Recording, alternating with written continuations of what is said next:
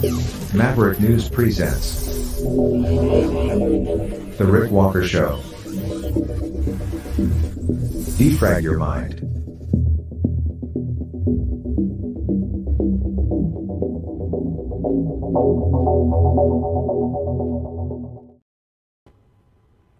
Good evening, everyone. Welcome back to the Maverick News channel.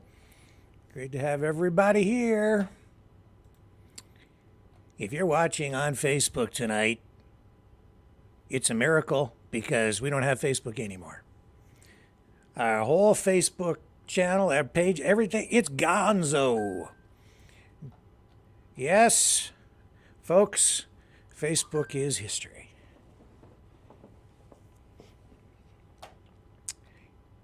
Under attack we are. Somebody doesn't like us. So Facebook is gone. Permanently. Forever. Or so they say. Congratulations to those of you who managed to have our Facebook pages deleted. Good job. Didn't use it much anyway. We have a lot of other stuff to talk about tonight, though. That's actually news. Attacks on Crimea. Something on my nose. I apologize. Okay. Hair or something? I don't know what that is. I think I got it. Attacks on Crimea. Missile attacks. We'll touch on that.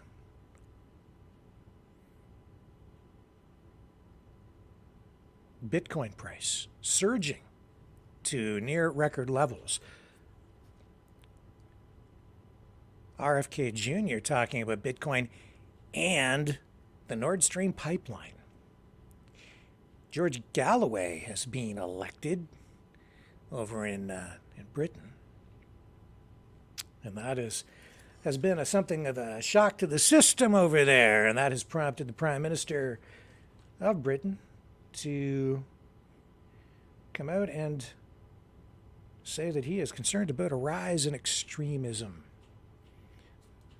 And that is because of the election of George Galloway.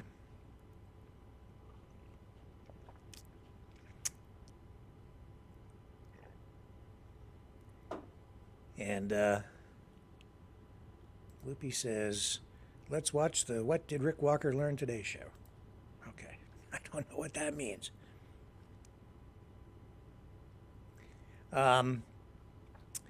Yeah, so what did I learn today? I learned that, I don't know if I learned anything. I guess I've learned that the world is in a bad place right now. And I've learned that people are descending into a place of darkness pretty quickly. A lot of them. I think most of them don't realize that it's happening to them. I'm worried about folks. I really am.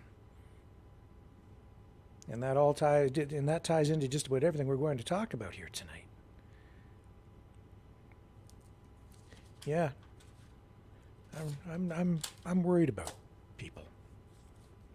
But I'm optimistic. I think that we're going to get through all of these dark days.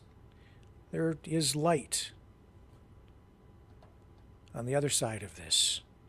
We just have to navigate through the darkness. As a society, we've been here before. It's just that right now, I think a lot of people don't recognize what's going on because it's been cloaked in deception.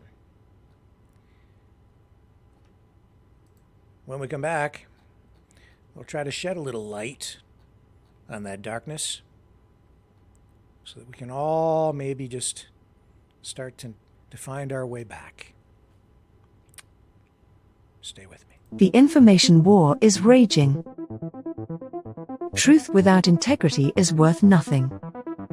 Maverick News. Because those who have power and those who seek it must be held accountable. The world is watching.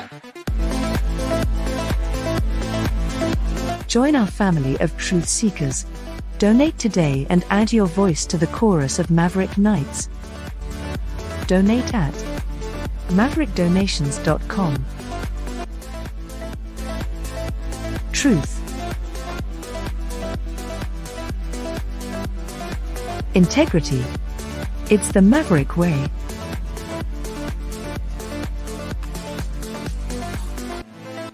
Maverick News. The world is watching.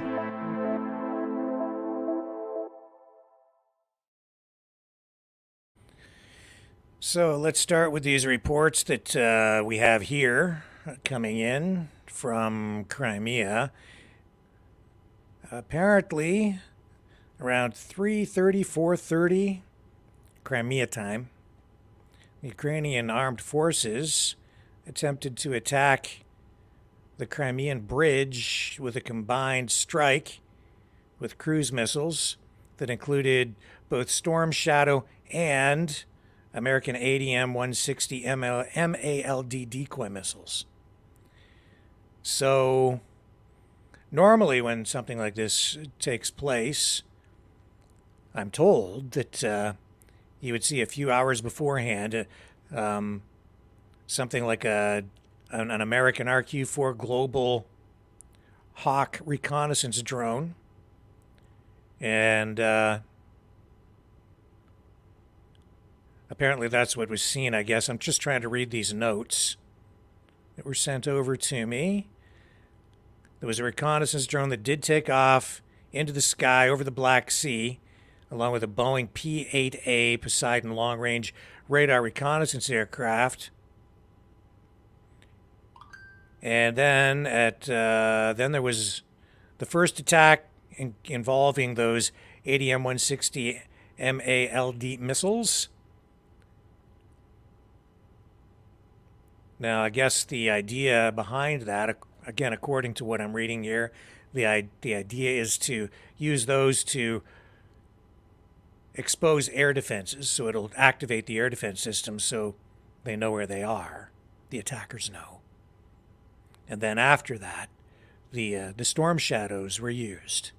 So the result is that the Russian air defense shot down at least 12 missiles today. No casualties, no destruction. So, fortunately, no loss of life. Now, also, while this was going on, there was complete disruption of cell phone service and GPS.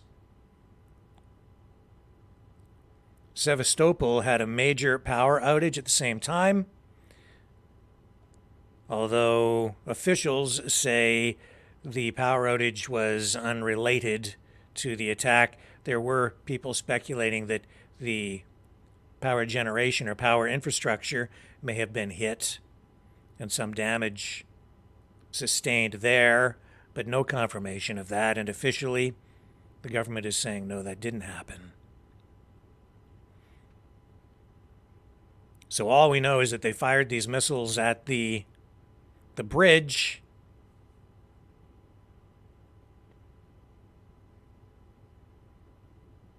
But no major damage. So what does this mean? Well, it really means that the Ukrainians are not giving up. It's sending a message at a time when there are celebrations being held in Crimea to mark the reclamation or the anniversary of Crimea rejoining Russia. And the battle continues. Ukraine, as I say, still receiving aid from the West, another $3 billion from Canada this past weekend, and more pending from the United States. We'll see if it arrives in time to continue the war.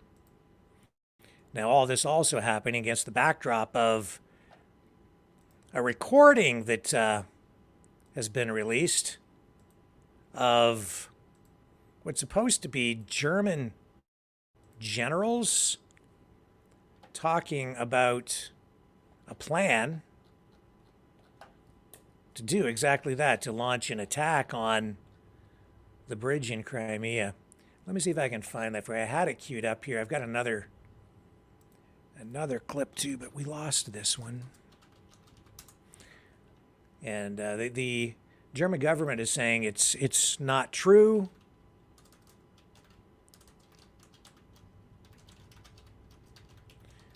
That the recording is fake. But it is. This is getting a lot of traction in. Sorry, I've got something else playing in my head. It's okay. It's not that I'm going crazy. I'm not hearing voices in my head. I'm just hearing voices in my head, in my headphones. So yeah, here's the audio recording.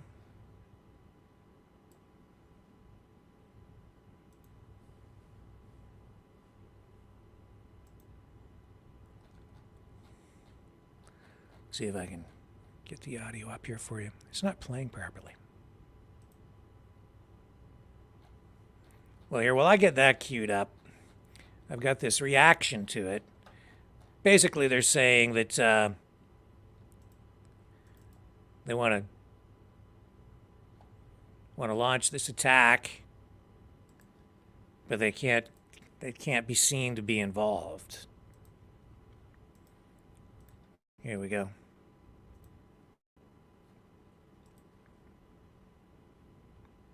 Dabei, der General Here. Gräfe, Oberstleutnant am I hope you Führerstand can und hear this Oberstleutnant okay. Fenske. Und wir Audio warten might noch be a 2-3 little bit Minuten, low.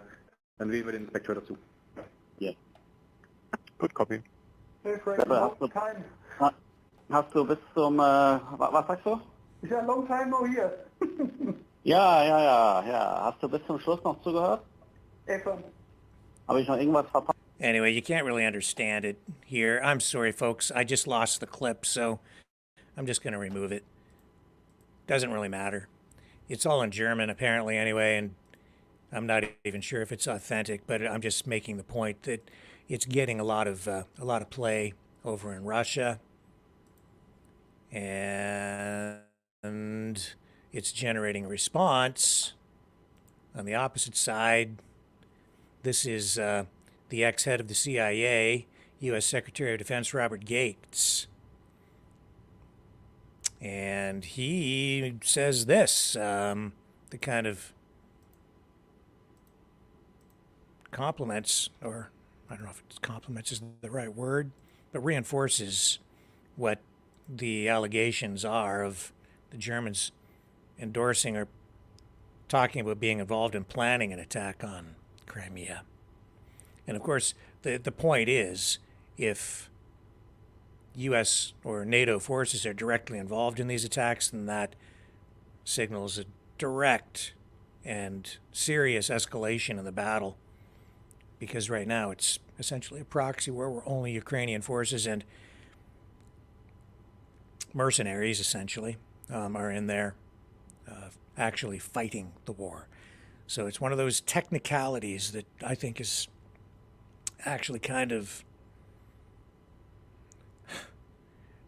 It's just one of those crazy things about war. It's like they've got these rules, but in the end, people still end up dying. Here's the clip of the former U.S. intelligence officer. Giving the Ukrainians the ability to attack targets, for example, in Crimea, seems to me to be a no-brainer. It's their territory. If they choose to attack targets, they're attacking targets inside Ukraine, not targets inside Russia, no matter what Putin claims. And, if you want to give the Russians pause, if you want to interrupt that sense of momentum that they have, why not be able to do things like drop the Kerch Strait bridge? That would have a big impact on the Russians, I think, psychologically as well as militarily. I think, giving the Ukrainians the ability to attack targets, for example, in Crimea, seems to me to be a no-brainer. It's their territory. If they choose to attack targets, they're attacking targets inside Ukraine, not targets inside Russia, no matter what Putin claims. And, I mean, if you want to give the Russians pause, if you want to interrupt that sense of momentum that they have, why not be able to do things like drop the Kerch Strait bridge? So we're talking about technicalities there, and it's my understanding that in reality, Ukraine already has the ability to hit that area with missiles anyway. And if this report that we're receiving here tonight, here on Maverick News, is accurate, and I believe that it is because it's coming from our source over there, then that confirms, again, that Ukraine has the ability to do that already.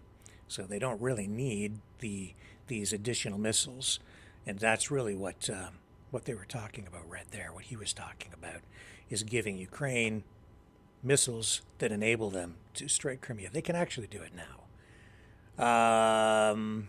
Okay, let's take a quick break so I can sort of get regrouped and organized here and smooth this ride out a little bit. We got a little bit bumpy there for a moment, but I'll be right back after this.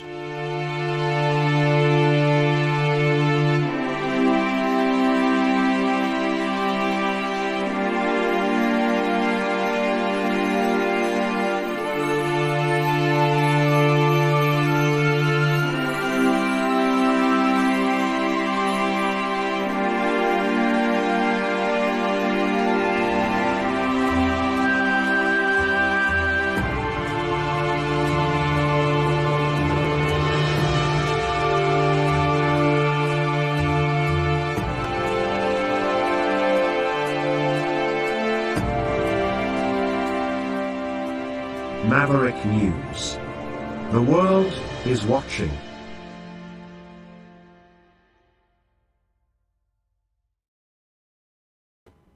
Okay, I'm back, and let's just start.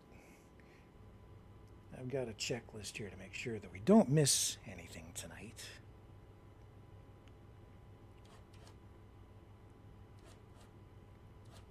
Bitcoin price. Have you been paying any attention? Bitcoin hit like 60,000 US again this week for the first time in quite a while. Let's just bring up the Bitcoin price chart. This will be in Canadian dollars that what I'm going to show you here. Big surge. $85,078.05 is what one Bitcoin is worth, and that's in Canadian dollars. Now that's today. This is the graph for today. As you can see, I mean, you go back only as far as, well, let's see here. We'll go back a week. See, a week, 69,000 Canadian. Today, 85,000 Canadian. If you had one Bitcoin, you would have jumped from 69, almost 70,000, to 85,000 in the space of 5 days. Over a month ago, 57,000 to 85,000. That's a huge increase, man, really fast. 6 months. 6 months ago, 35,000. Today, 85,000. Over the course of the past year to date, 58 grand was the price exactly 1 year ago, or from rather January 1st to March 1st.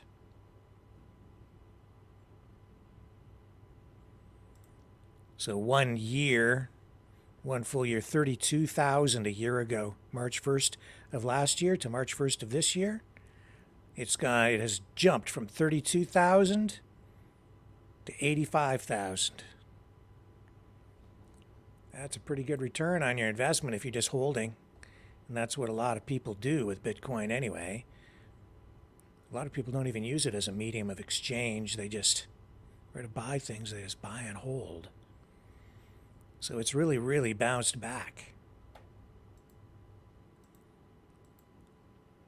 Let me just...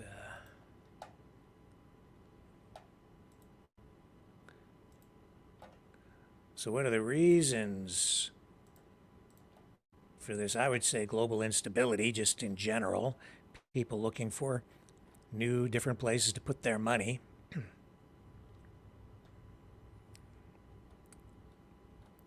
So we've seen a surge of capital into new U.S. spot Bitcoin exchange-traded products, and that's fueled this rally that's,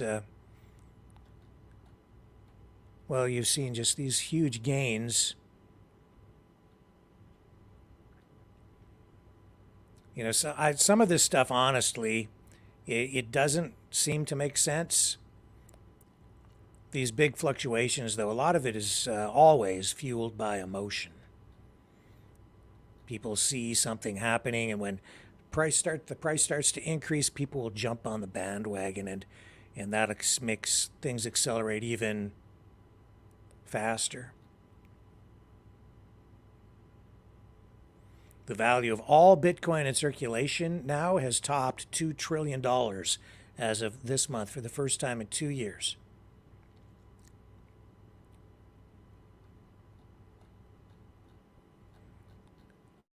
Yeah. So if you hold Bitcoin and you haven't been paying attention, now you know you're richer today than you were a month or especially a year ago. Assuming that you, well, you can convert it, spend it, do whatever you want with it. RFK Jr. talking about Bitcoin. And I thought his comments on this, honestly, were just a little bit odd. A bit weird. See if I can find you his clip. He,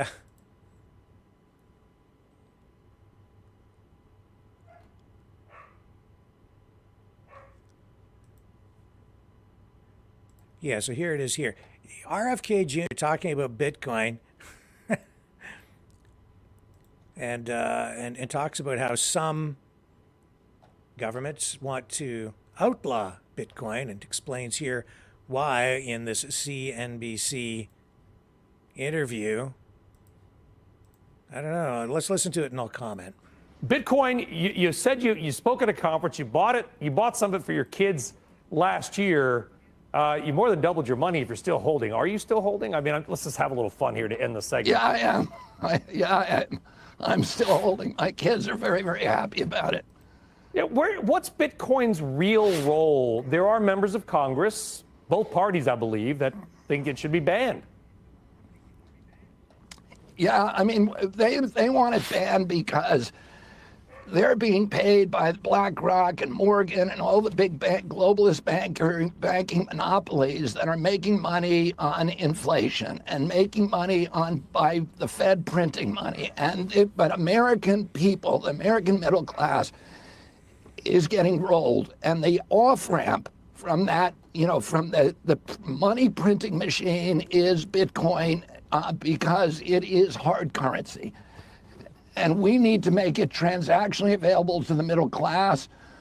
We need to make sure that people who want to protect themselves against inflation can have this, but also that they have transactional freedom.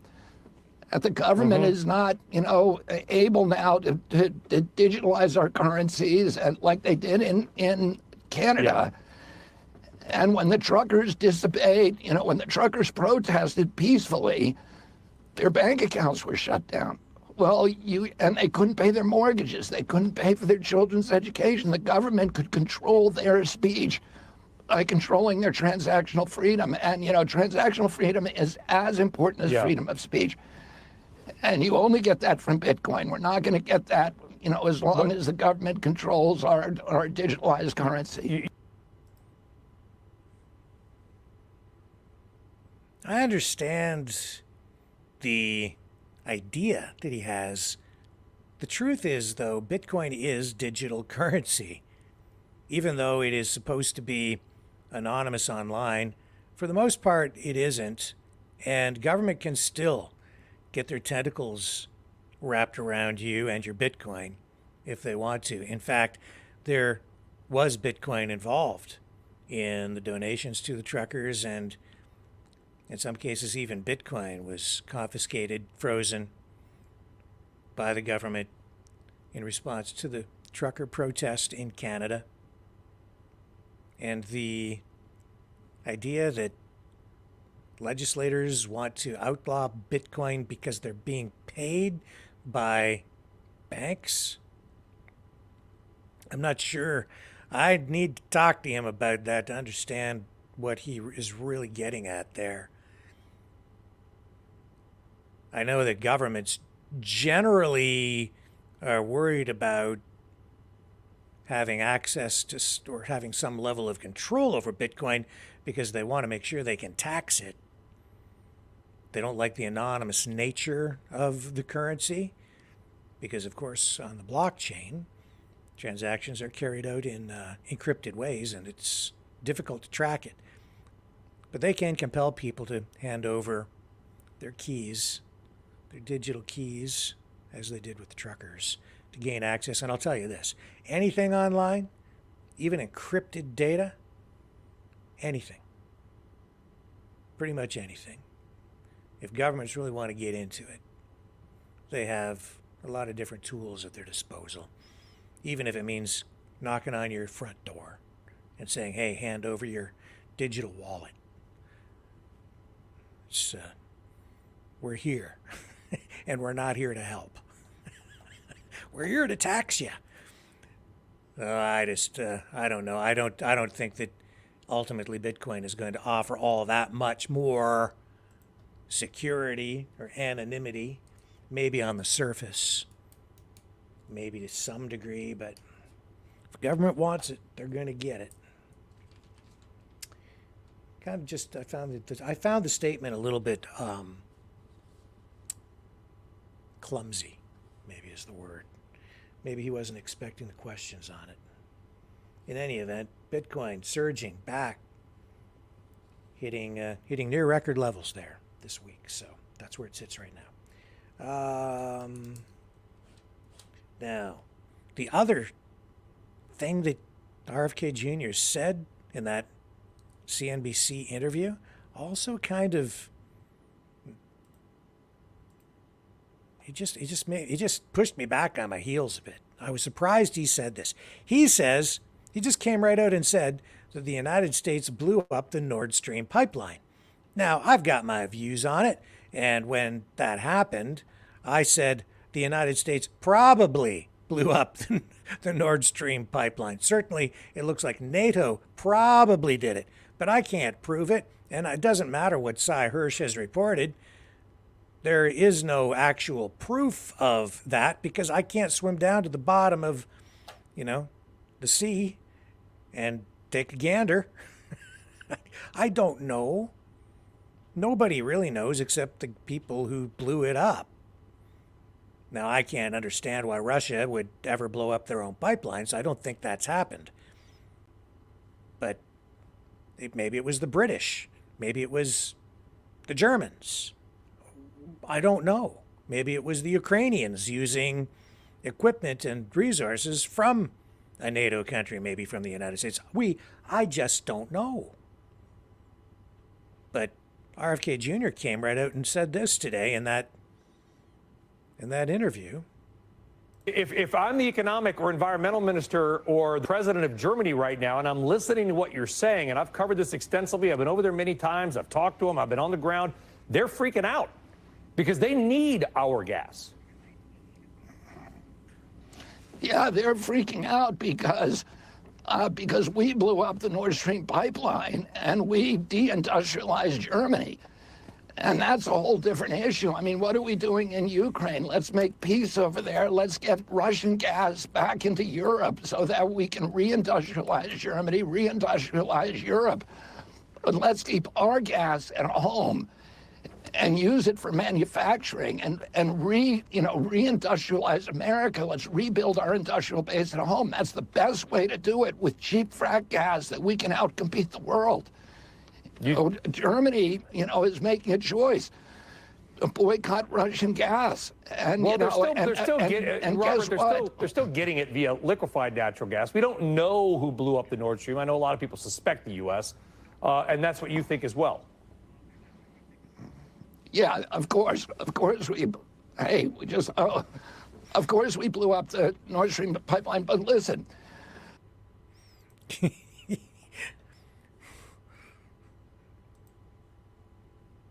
That's probably why some people don't want him to be the president.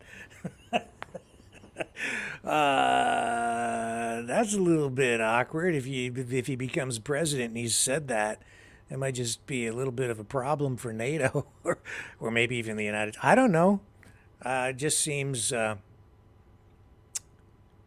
even if the United States did blow it up, I'm not sure that it was wise for him to say that.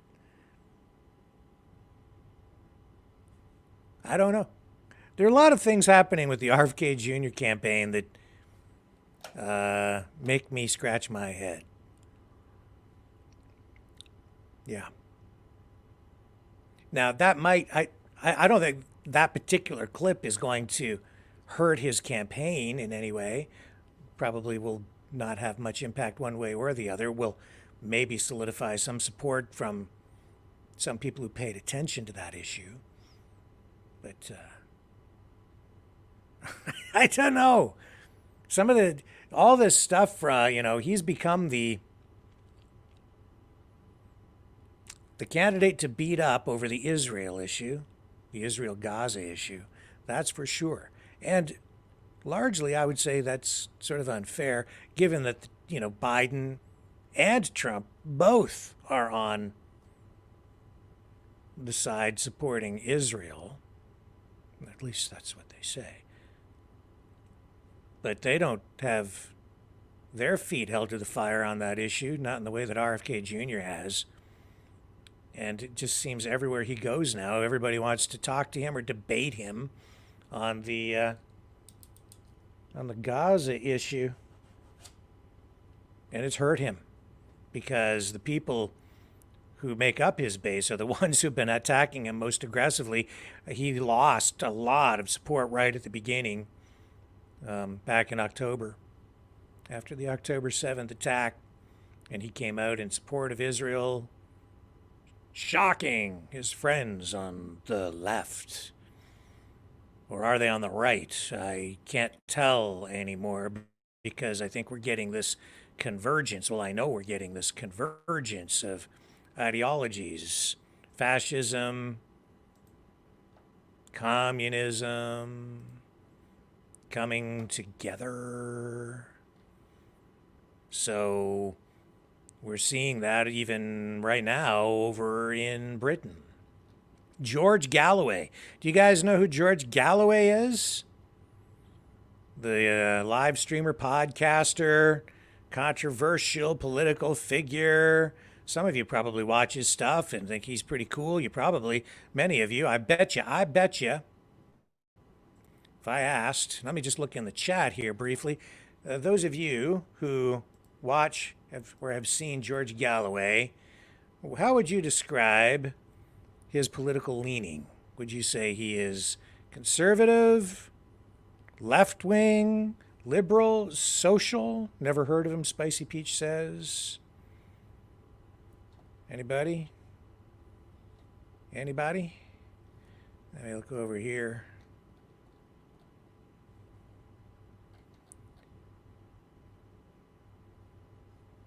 Mr. Tole says neither. I think maybe that's a response. Neither, I don't know. Anybody? How would you describe George Galloway? I'm kind of interested just in the initial, unfiltered analysis or perception. Sharon says, I don't know. Anybody at all?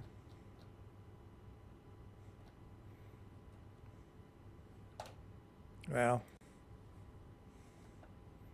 Fat Laba says George is awesome. Sandy says, haven't seen George in a while. Iffy. And Spicy Peach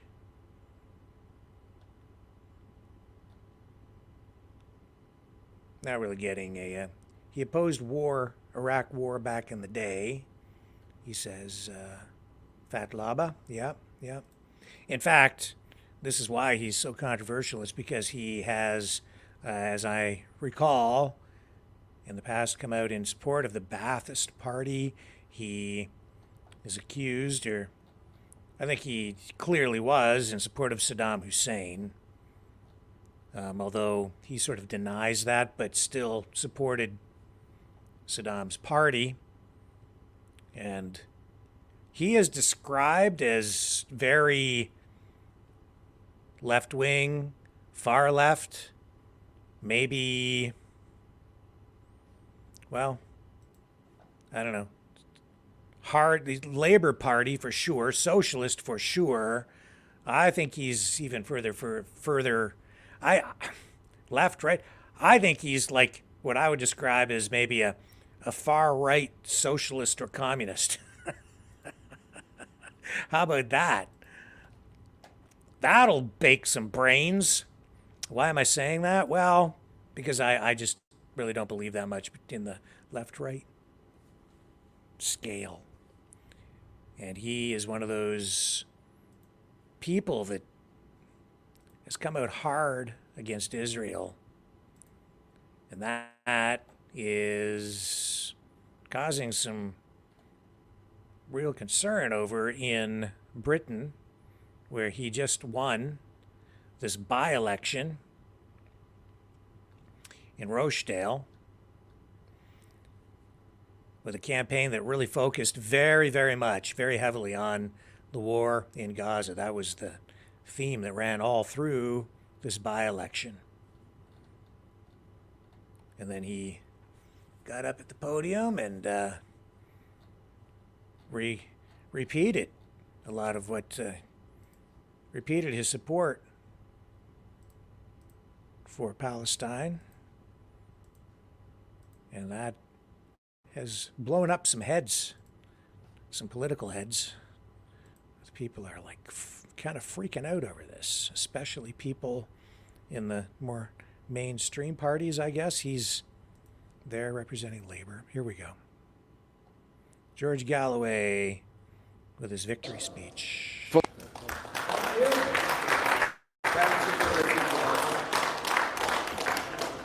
Keir Starmer, this is for Gaza.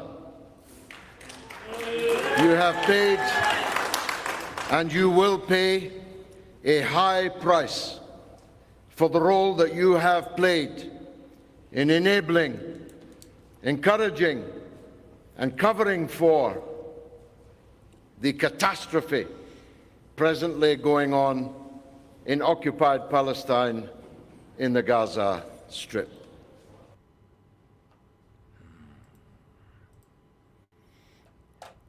Anti-colonialist. Is he anti-Semitic? Is he anti-Jew? Well, Rishi Sunak came out shortly after Galloway's victory speech and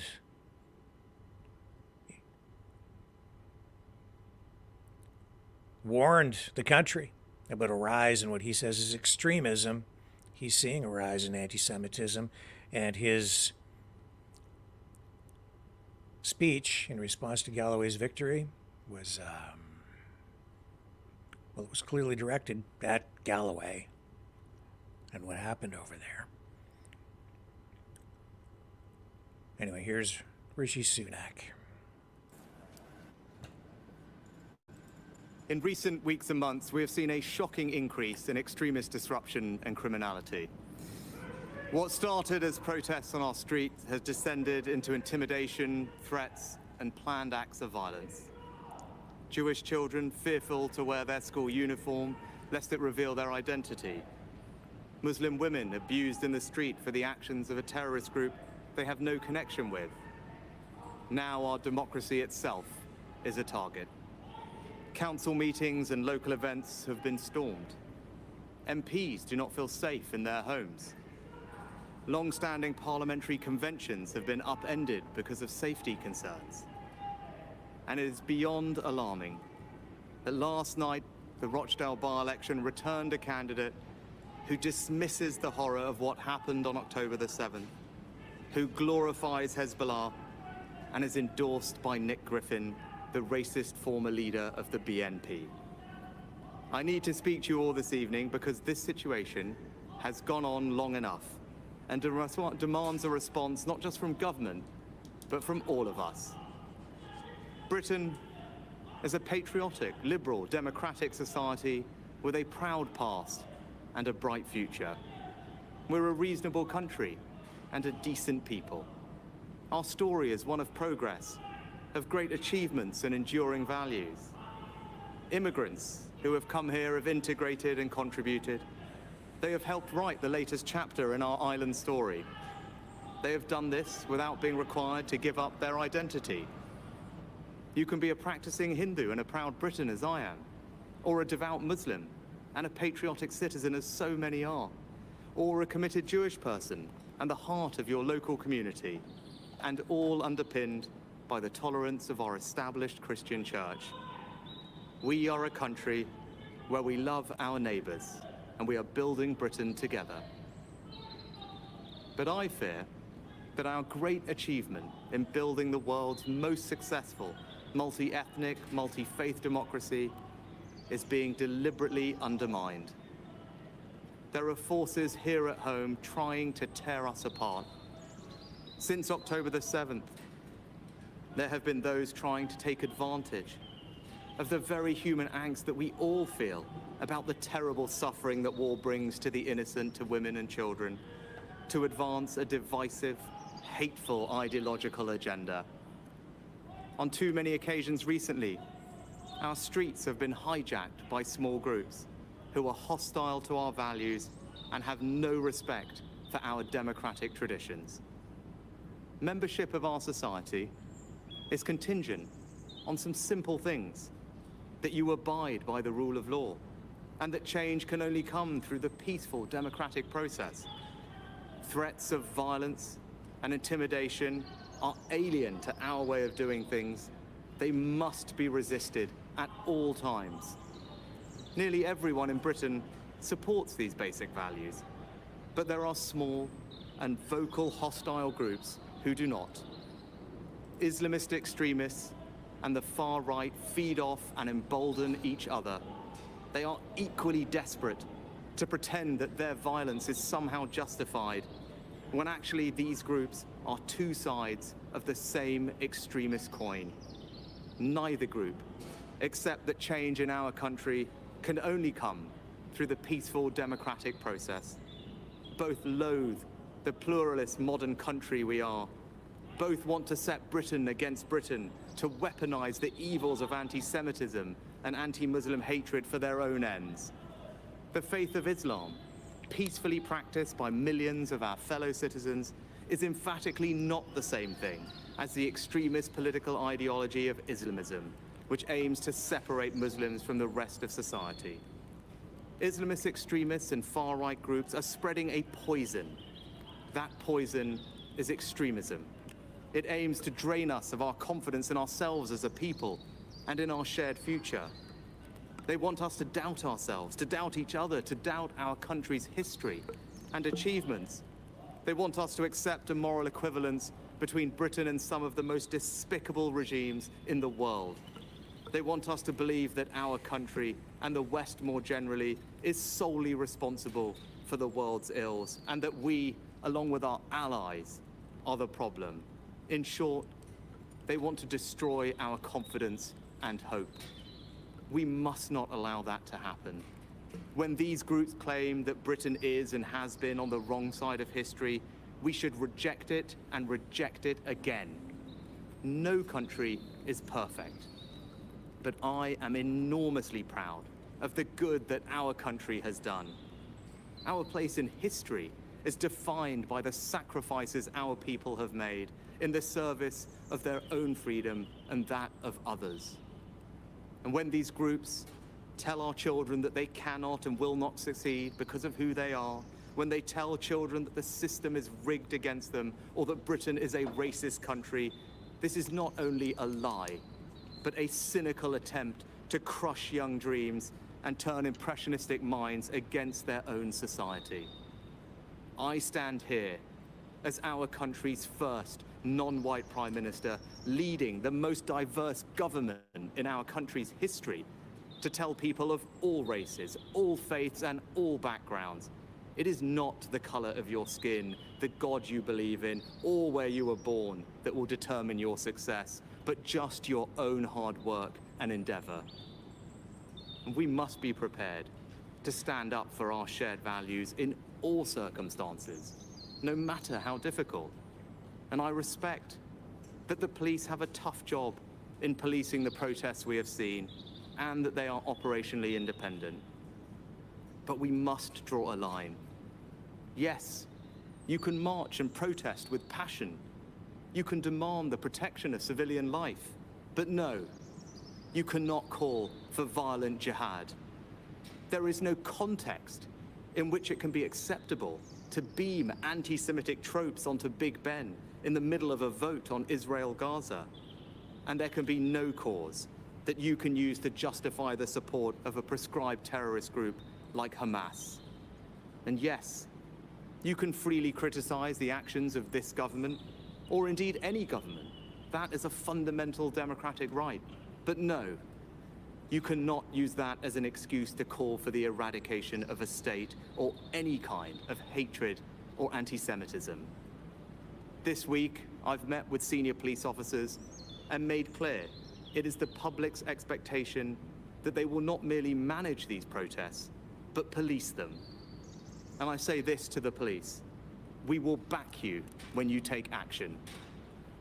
But if we are asking more of the police, we in government must also back up that call with action. To that end, this month the government will implement a new, robust framework for how it deals with this issue, to ensure that we are dealing with the root causes of this problem, and that no extremist organizations or individuals are being lent legitimacy by their actions and interactions with central government. You cannot be part of our civic life if your agenda is to tear it down. We will redouble our support for the PREVENT program to stop young minds being poisoned by extremism. We will demand that universities stop extremist activity on campus. We will also act to prevent people entering this country whose aim is to undermine its values. The Home Secretary has instructed that if those here on visas choose to spew hate or protest or seek to intimidate people, we will remove their right to be here. And our Britain must not be a country in which we descend into polarized camps, with some communities living parallel lives. It is not enough to live side by side. We must live together, united by shared values and a shared commitment to this country. And I want to speak directly to those who choose to continue to protest. Don't let the extremists hijack your marches. You have a chance in the coming weeks to show that you can protest decently, peacefully, and with empathy for your fellow citizens. Let us prove these extremists wrong and show them that even when we disagree, we will never be disunited from our common values of decency and respect. I love this country. My family and I owe it so much. The time has now come for us all to stand together to combat the forces of division and beat this poison. We must face down the extremists who would tear us apart. There must be leadership, not pandering or appeasement. When they tell their lies, we will tell the truth. When they try and sap our confidence, we will redouble our efforts.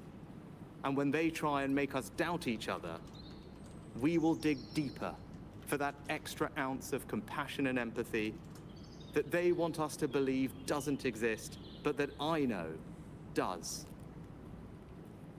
If we do that, we can build on our great achievement in creating today's Britain, a country of kind, decent, tolerant people. We can make this a country in which we all feel a renewed sense of pride. This is our home. So let us go forward together, confident in our values and confident in our future.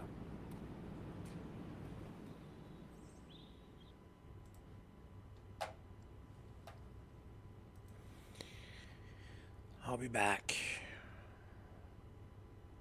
right after this. The information war is raging. Truth without integrity is worth nothing. Maverick News. Because those who have power and those who seek it must be held accountable. The world is watching. Join our family of truth seekers. Donate today and add your voice to the chorus of Maverick Knights. Donate at maverickdonations.com. Truth. Integrity. It's the Maverick way.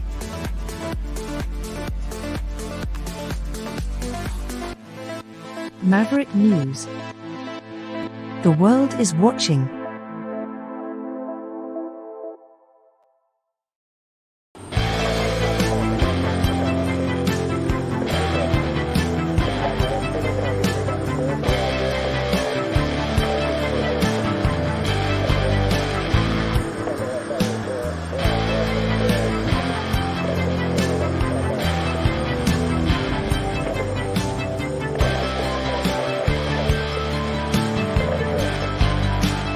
Maverick News. Fighting for freedom.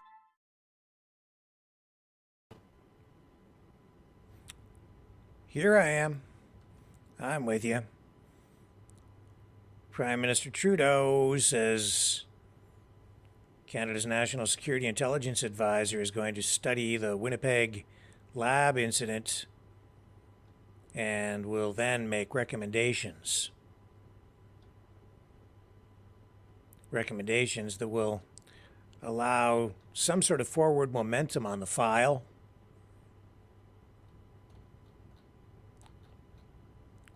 Trudeau today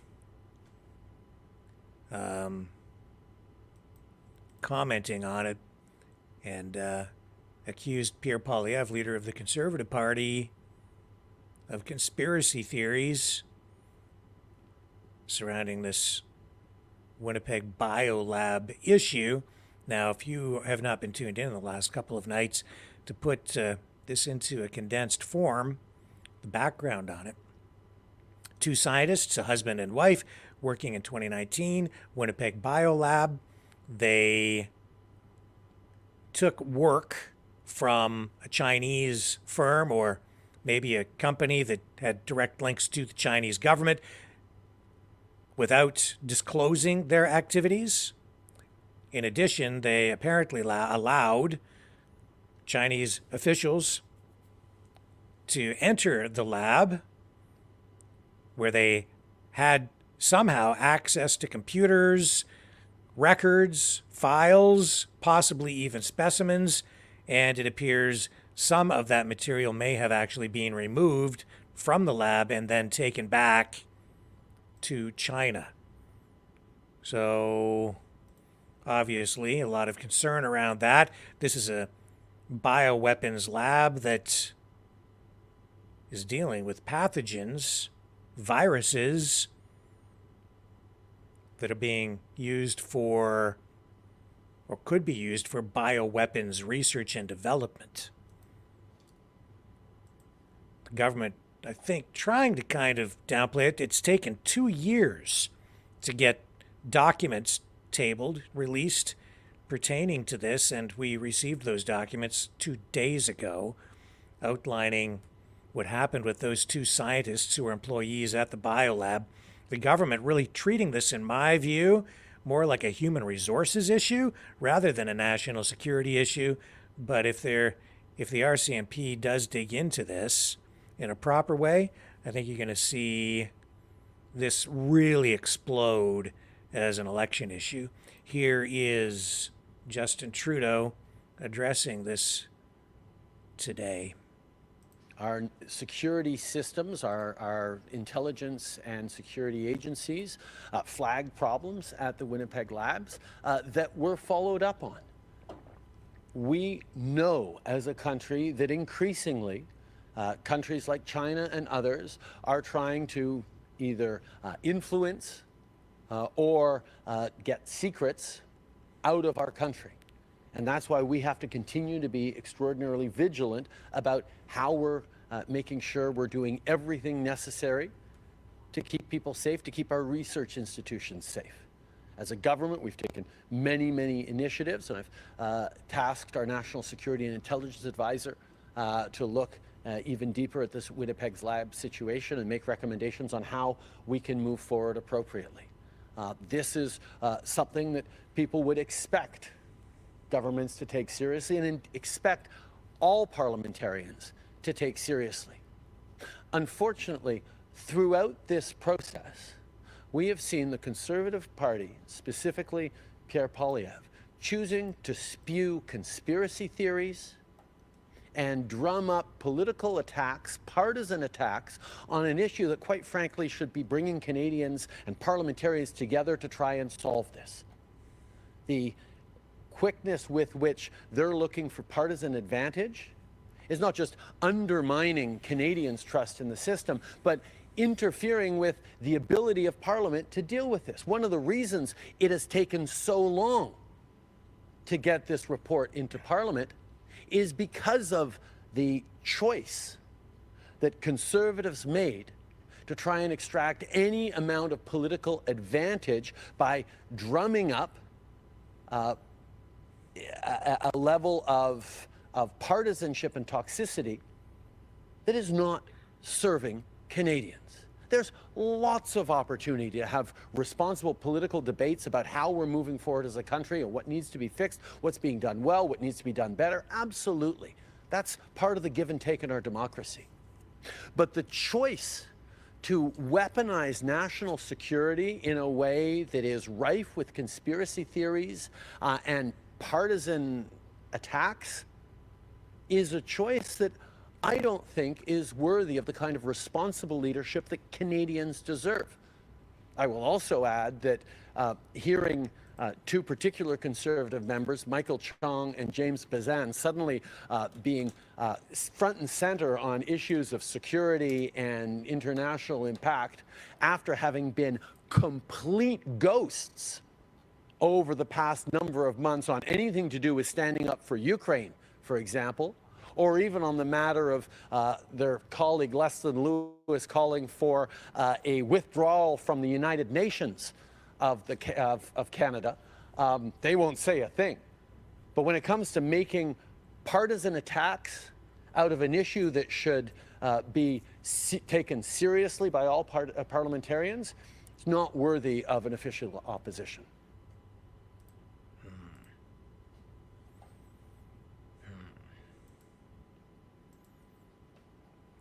There's more to that iceberg than the tip that we're seeing tonight. Those wildfires down in Texas still spreading. As many as 500 homes and structures have now been destroyed. The governor of Texas, Greg Abbott, is saying that number could easily grow.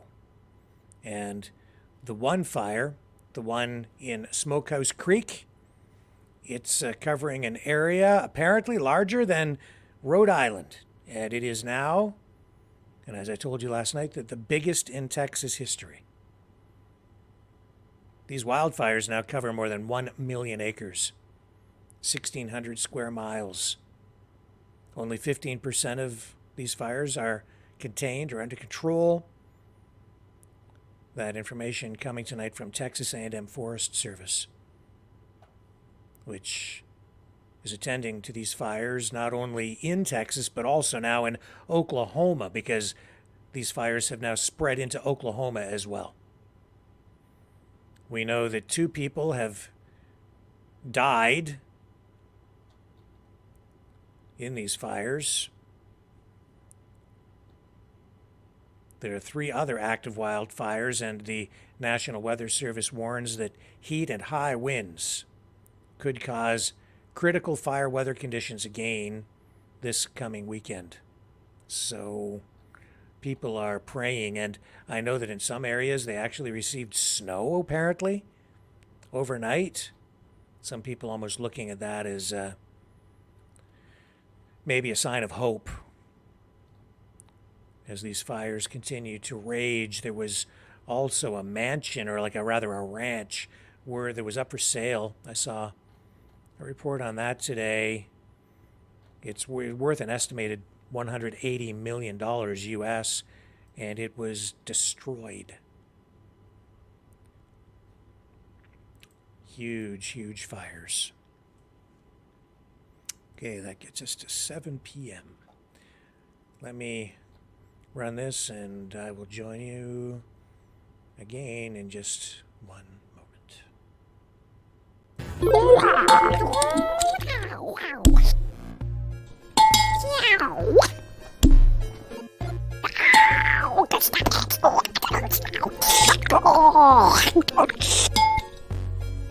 Exile. The Knights of Malta.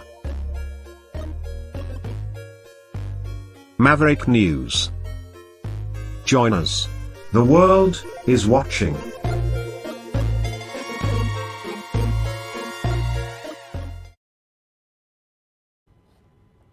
You know, Canada is sort of I think we're kind of like copycats. Whatever happens in the U.S., we have to do it too. So, the Canadian government's top scientific advisor has indicated that by early fall of this coming year, there will be a public UFO report. Da, da, da, da, da, da, da. This person's named Mona Niemer says that more can and should be done, I guess, to make UFO information available to Canadians. She says that she thinks there is room for improvement in terms of gathering and reporting on that UFO information and making it available to researchers and to the public. As you've seen on the U.S. side, we've seen public officials coming out and talking about this, even news conferences from people involved with NASA holding news conferences and panels of experts, and we're seeing like that, what's his name, David Grush come forward, and he's supposed to be a whistleblower. We've been exposed to all of that information over the past year, longer maybe. But even after all of that, I don't think we're any closer to understanding what is going on up there, or maybe down there in the bottom of the ocean, or wherever you think these UFOs might be flying or being stored. I don't think we're any closer to the truth. If anything, maybe even further away. But in Canada, we're going to get our own report too this year. We're a little behind the curve, but we'll have a report on UFOs. No doubt people see unidentified flying objects or unidentified aerial, what are UAPs? Unidentified aerial phenomena, I guess, yeah. Or anomalous, unidentified anomalous, or aerial phenomena. Depends on how you want to use it.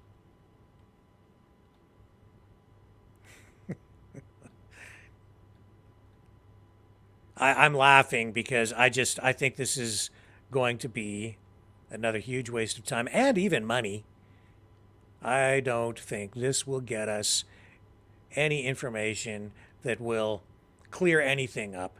This will only further add to the confusion, speculation. They say that I mean, they're, as part of this week, public officials in Canada are saying that they're doing it in part to curb conspiracy theories. This is not going to curb any of that. This is just going to amplify it all. Yeah, so here's the quote. It says here in this statement on this project, it says it should be noted that the Sky Canada project is not intended to access and collect first-hand data. It goes on and says, furthermore, it is not meant to prove or disprove the existence of extraterrestrial life or extraterrestrial visitors. Of course, we had that whistleblower in the States saying that the aliens are real. But I remain skeptical, for I have not seen actual proof. But maybe we'll know more by this fall. Nee, nee, nee, nee, nee, nee, nee, nee. Okay, let's see here. You guys want to go to the phones? We can do it. It's all right. I see. It's a little after 7. So, let me get the phone number up on the screen for you. You can call in tonight at 1-319-527-6770. Let's see how it goes this evening. Hopefully we can get some intelligent conversations going tonight. That would be nice. If you haven't called in before, if you're a new caller, I will put you straight to the top of the queue and take your call first up. So if you're a new person, there's no waiting in line at 1-319-527-6770. Do we even have the... Yeah, there it is there. There's the phone number. Okay, I'm going to run the promo so you know which number to call. Okay, Mavericks, it's call-in time. Join the conversation. Call now at 1-319-527-6770.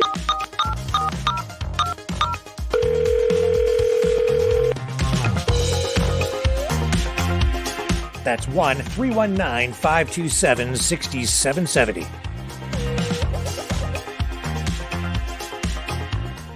Exercise your right to free speech.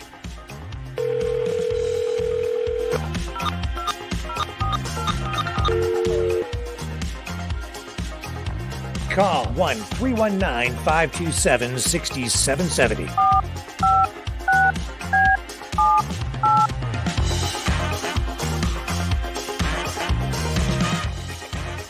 Call now at 1-319-527-6770.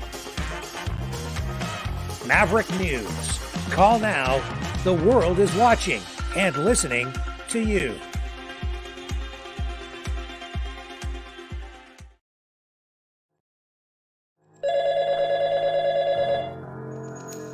Feel the vibrations.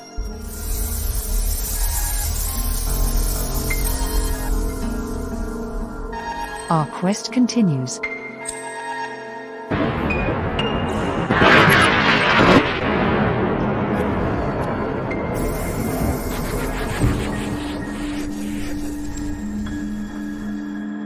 The truth is out there.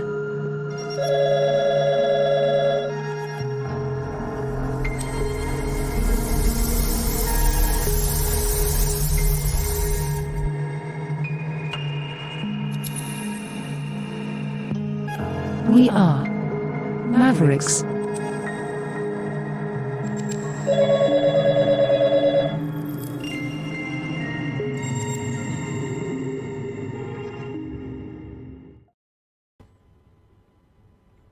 Okay, and before we get to the phones, I did have a request to run what was Chapter 1 of the Maverick Knights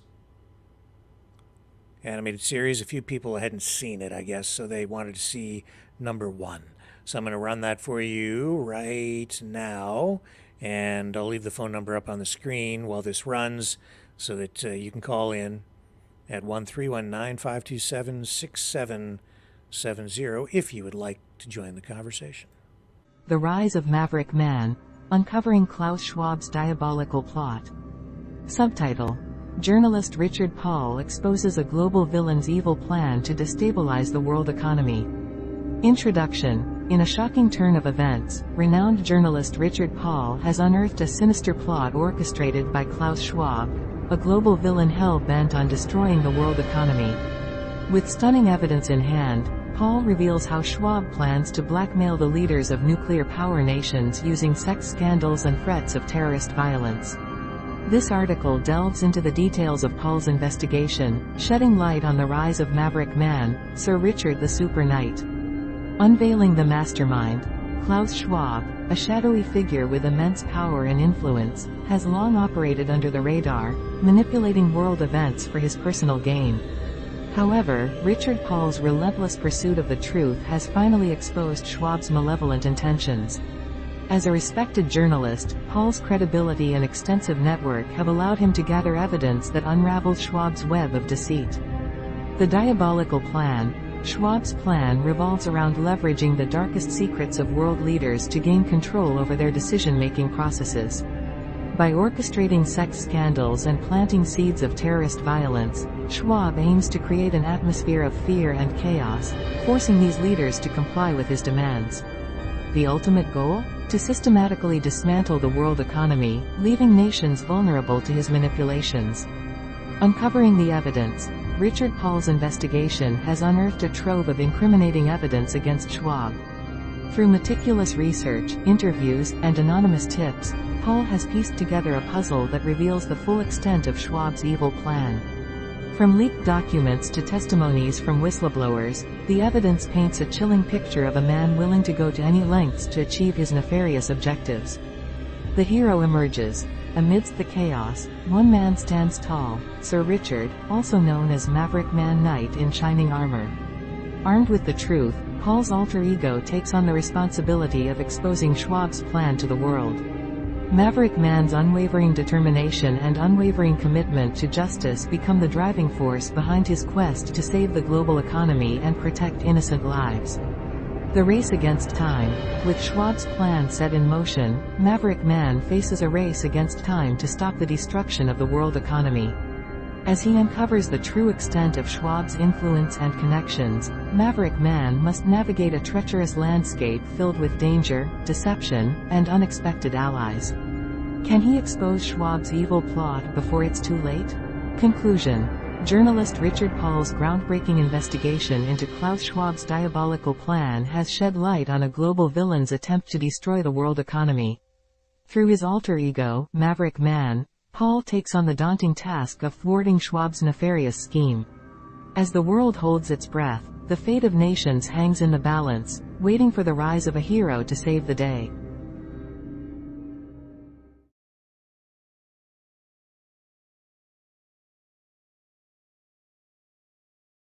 Maverick Man, also known as Sir Richard, knew that he couldn't face Klaus Schwab alone. He needed the support of the Legion of Maverick Super Knights, a group of individuals who shared his passion for freedom and justice. Sir Richard sent out a distress signal to all the Maverick Super Knights, urging them to gather at their secret headquarters.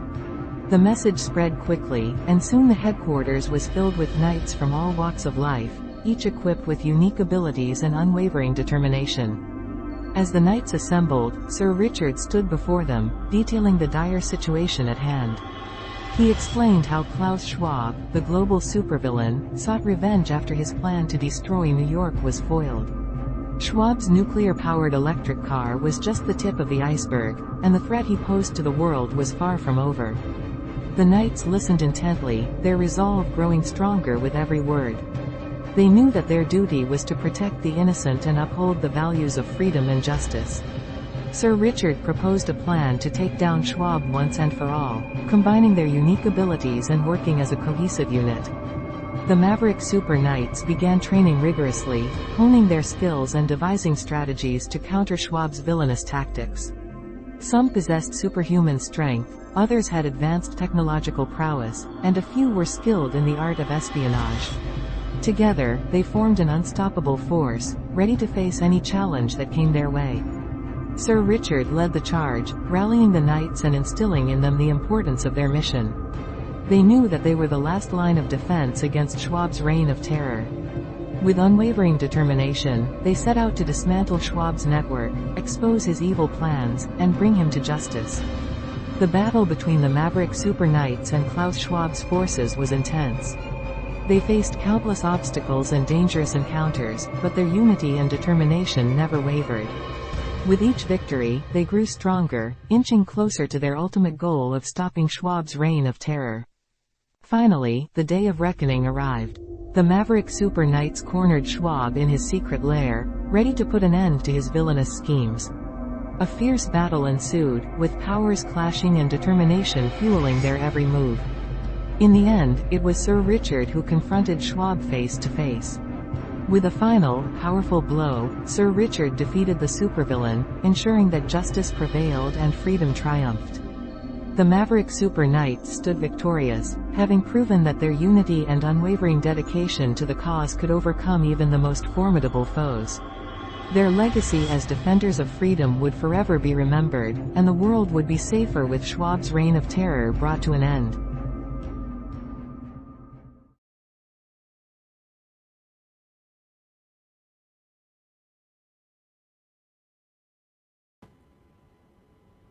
Okay, I'm just looking in the chat over on Rumble. Just scrolling down, taking a look. Interesting comments. Very interesting indeed.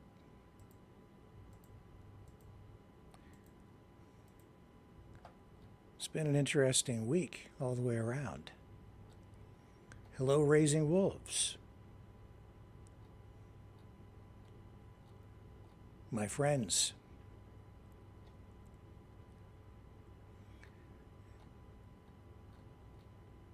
Hello, COVID Warrior, David Doyle, Lindy.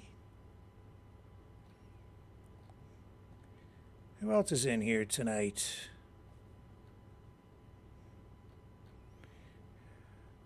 What other friends do I have in the chat?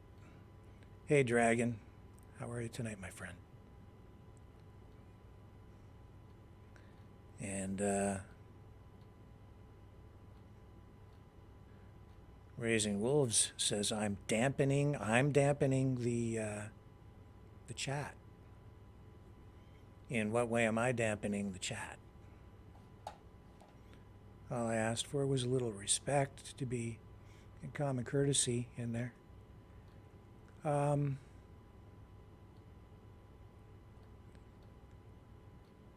What else is going on in here?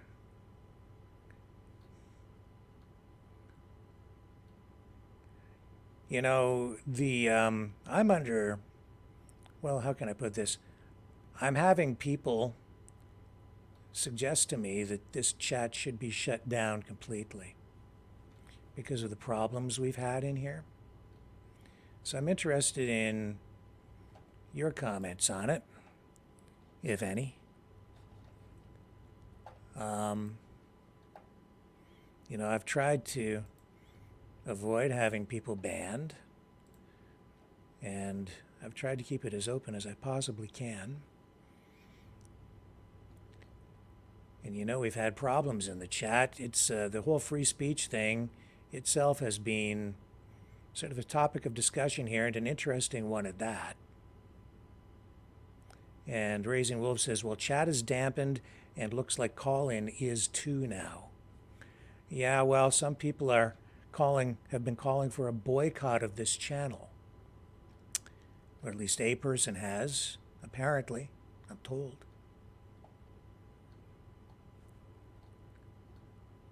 And that's fine if people don't want to watch. You don't have to watch.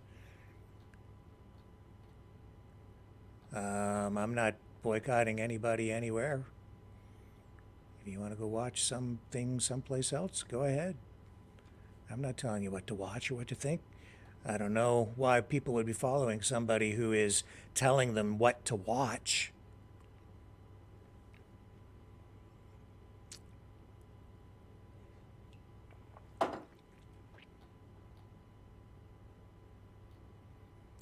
Is that what you guys do? You let somebody tell you what you can and can't watch or should watch, or do you think for yourselves? Make your own choices?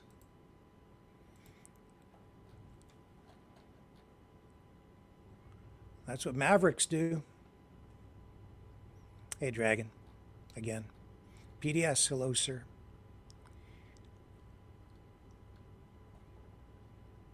I don't know if that phone system's working. Here's a, now the calls are coming in, finally. I think it's, I was disconnected there for a bit. I had to redial into the system.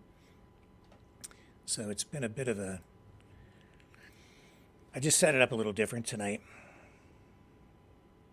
Fringy Guy MB says, there are freaks everywhere, Rick. Yeah, freaks everywhere.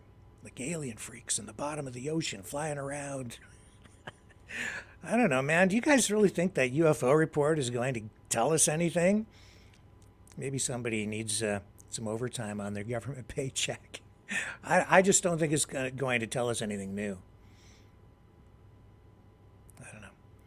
The Antipop says boycott Disney. Yeah, well, I know some people are calling for that too. Yeah. Okay. Let's see if we can get a phone call up on the system here. Okay. Here's our first call. And oh, for crying out loud! Hang on, I'm not connected again. So just give me one moment. This system. What I did is I dialed in too early. See, I tried to do it a little different so that it would be connected. Hang on, I'm almost there. I just have to reconnect it so that...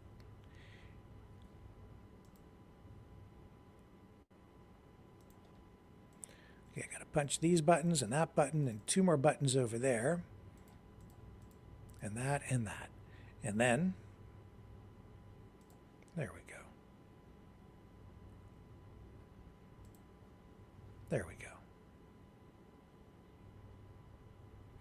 5 seconds. Here we go. There we go. Rock and roll. All right. Who do we have on the line tonight? How are you tonight, Isabel? Hang on. Let me just get you up on the screen here, okay? I need to put you up on this. Here we go. I got to get rid of that and get rid of that. And that should work now. It looks a little different tonight, but now we're ready to go. Okay, go ahead. What do you have? What's on your mind? I don't know. I read the chats, and like the regulars can pretty well pick out the nutcases that have to come in and make their little spiel. The rest of us, I think, enjoy the comments that are made by the normal people. When you say the normal people, do you mean like the regulars who are there, who come like on a regular basis? Or do you mean like the normal, not crazy people? Well, the normal, not crazy, and the regulars like Sandy and the rest of us. I mean... Yeah. The not crazy people. I don't know if these people just have like a bad chip when they get up. You know, I mean, we're all in this together. So I don't see, like for me, because I'm on my own, like I presume Sandy is, we enjoy being able to see what other people have to say. You take it with a grain of salt. You don't have to jump. If you don't like it, get off. Like, go away. Yeah. Yes. I mean, you know, I'd like. I don't. You know, it's. I look forward. Sorry. Yeah, I mean, all I've asked for in there is just that people be respectful of each other, that the language get cleaned up a bit. You know, and the channel has honestly been under attack. And I know, you know, who's been doing it. And, you know, it is crazy, but you know, now we don't even have a Facebook page or account. See, and so, and that's a direct result. again, and okay. This is the thing. Yep, I know. I've been in Facebook jail. I don't know how many times. Oh, this isn't jail. This is like like to this say is what I feel. this is permanent. Okay, like Facebook for this, They for blocked Maverick you. News, for me personally, everything permanently gone. And why do people feel the need to be like that to somebody who's just trying to bring people together, give them information that we normally wouldn't know where to go find it, because they don't want us to find it? You got to ask maybe the people who are telling That's you how I look at what it. channels to not watch, and go ask the people asking people to Yeah. boycott this place. Then maybe you'll find your answers. I don't know. I mean, See, and this is the same thing that the government is doing, censoring us. So they want to do the same thing and censor us. Mm-hmm. And yet they say they're against the government. Right, and that they're for free speech, and then they come here and attack me and say that I'm not for free speech. But what they're really doing is they're taking your speech away, because now there's one platform that was attached to this operation that is not available to you guys now.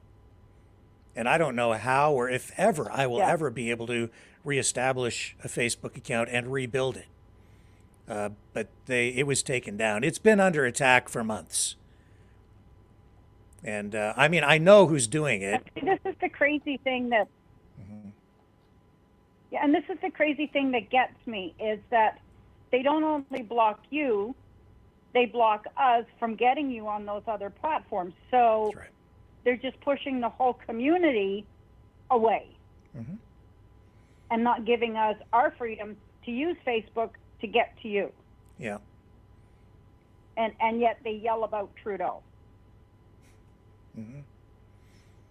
Just, I don't know. Yeah, it's crazy stuff, right? Like, there are just some people out there that I'm in the news business, so I talk to a lot of people. I have people on here with a wide variety of views. Yeah. I get people across the political spectrum on, but I put this guy on, these people get upset. I put that guy on, those people get upset. They think that if I put that guy on, I'm endorsing that person or whatever. Now, I do draw the line here as well when it comes to certain kinds of speech. You can't incite violence. Some of these things are against the law, right? And that's where I start to draw the line. You can't. Yes. And this is not the place. This isn't a public toilet, right? So you have to. There's a certain degree of common courtesy that I've just asked for. Yeah. And then I got 90 seconds. Yeah. I got this crazy stuff. Oh, you know what I did wrong? I know why this whole phone system is messed up. This is going to kick out in 90 seconds because I didn't set the timer properly on it. So I'm going to have to dial back in. It's going to cut out in 90 seconds, and then I'll have to reestablish the call again. But go ahead. Okay. Well, I won't be on long, but my theory is there's 60 other platforms, seconds. if they want to have a potty mouth, if they want to make threats, go to these other places. You got your own Facebook page. Do it on your own Facebook page and see how Facebook likes it. There you go. That's why do it to somebody else. Yep. I mean, I talk how I want to talk. I don't do it deliberately to anger somebody. I do it more so to sift out and see what side of the fence they're on so I know how far I can go. Yep. Some people will say that's devious, but I don't want to cross the line. I don't want to cross the line. Yeah, and I can't. It just doesn't make sense to me. If you don't like the platform. Yeah. And I'm sorry, I can't change the laws. I can't change the laws, and I can't 10 change. seconds. The Facebook or YouTube rules. Everybody has to live with those. So that's, imposed over top of all of this as well. But this is going to kick out in 10 seconds. I'm going to reestablish the call. So feel free to call back in if you want to. And we have another call in the queue. and you may need to call back in as well. So I do apologize for this. I just didn't That's okay. click one of the buttons correctly. Do not worry about the troublemakers. Yeah. We're all here for you, Rick. Thank you. You know, I just, You have a good night. yeah, I appreciate that. And we'll continue on the other side as I reestablish connectivity with the phone system again. I will be right back. Bye-bye. Feel the vibrations.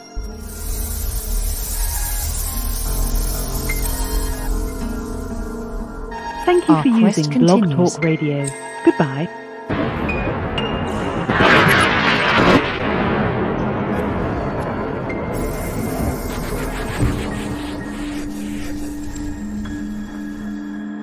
The truth is out there.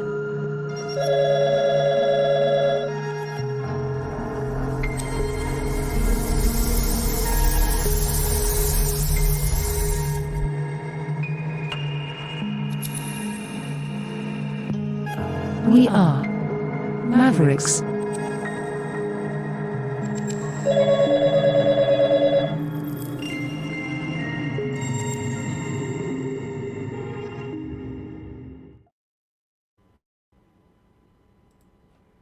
Okay, I have the phone lines almost reconnected. The show is set up. I just have to connect the system again. I'm really sorry.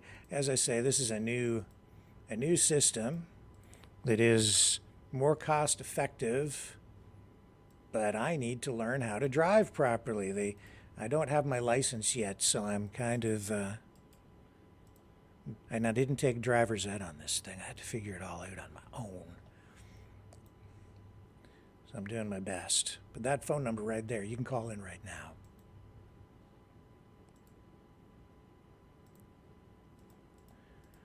I'm clicking the buttons. Almost there. There we go. Now it won't kick out.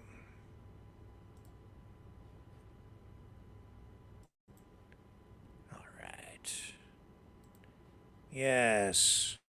We're good. And I just need to get my audio up a bit so I can hear this next caller. And again, I'm really sorry about the inconvenience of having to dial back in.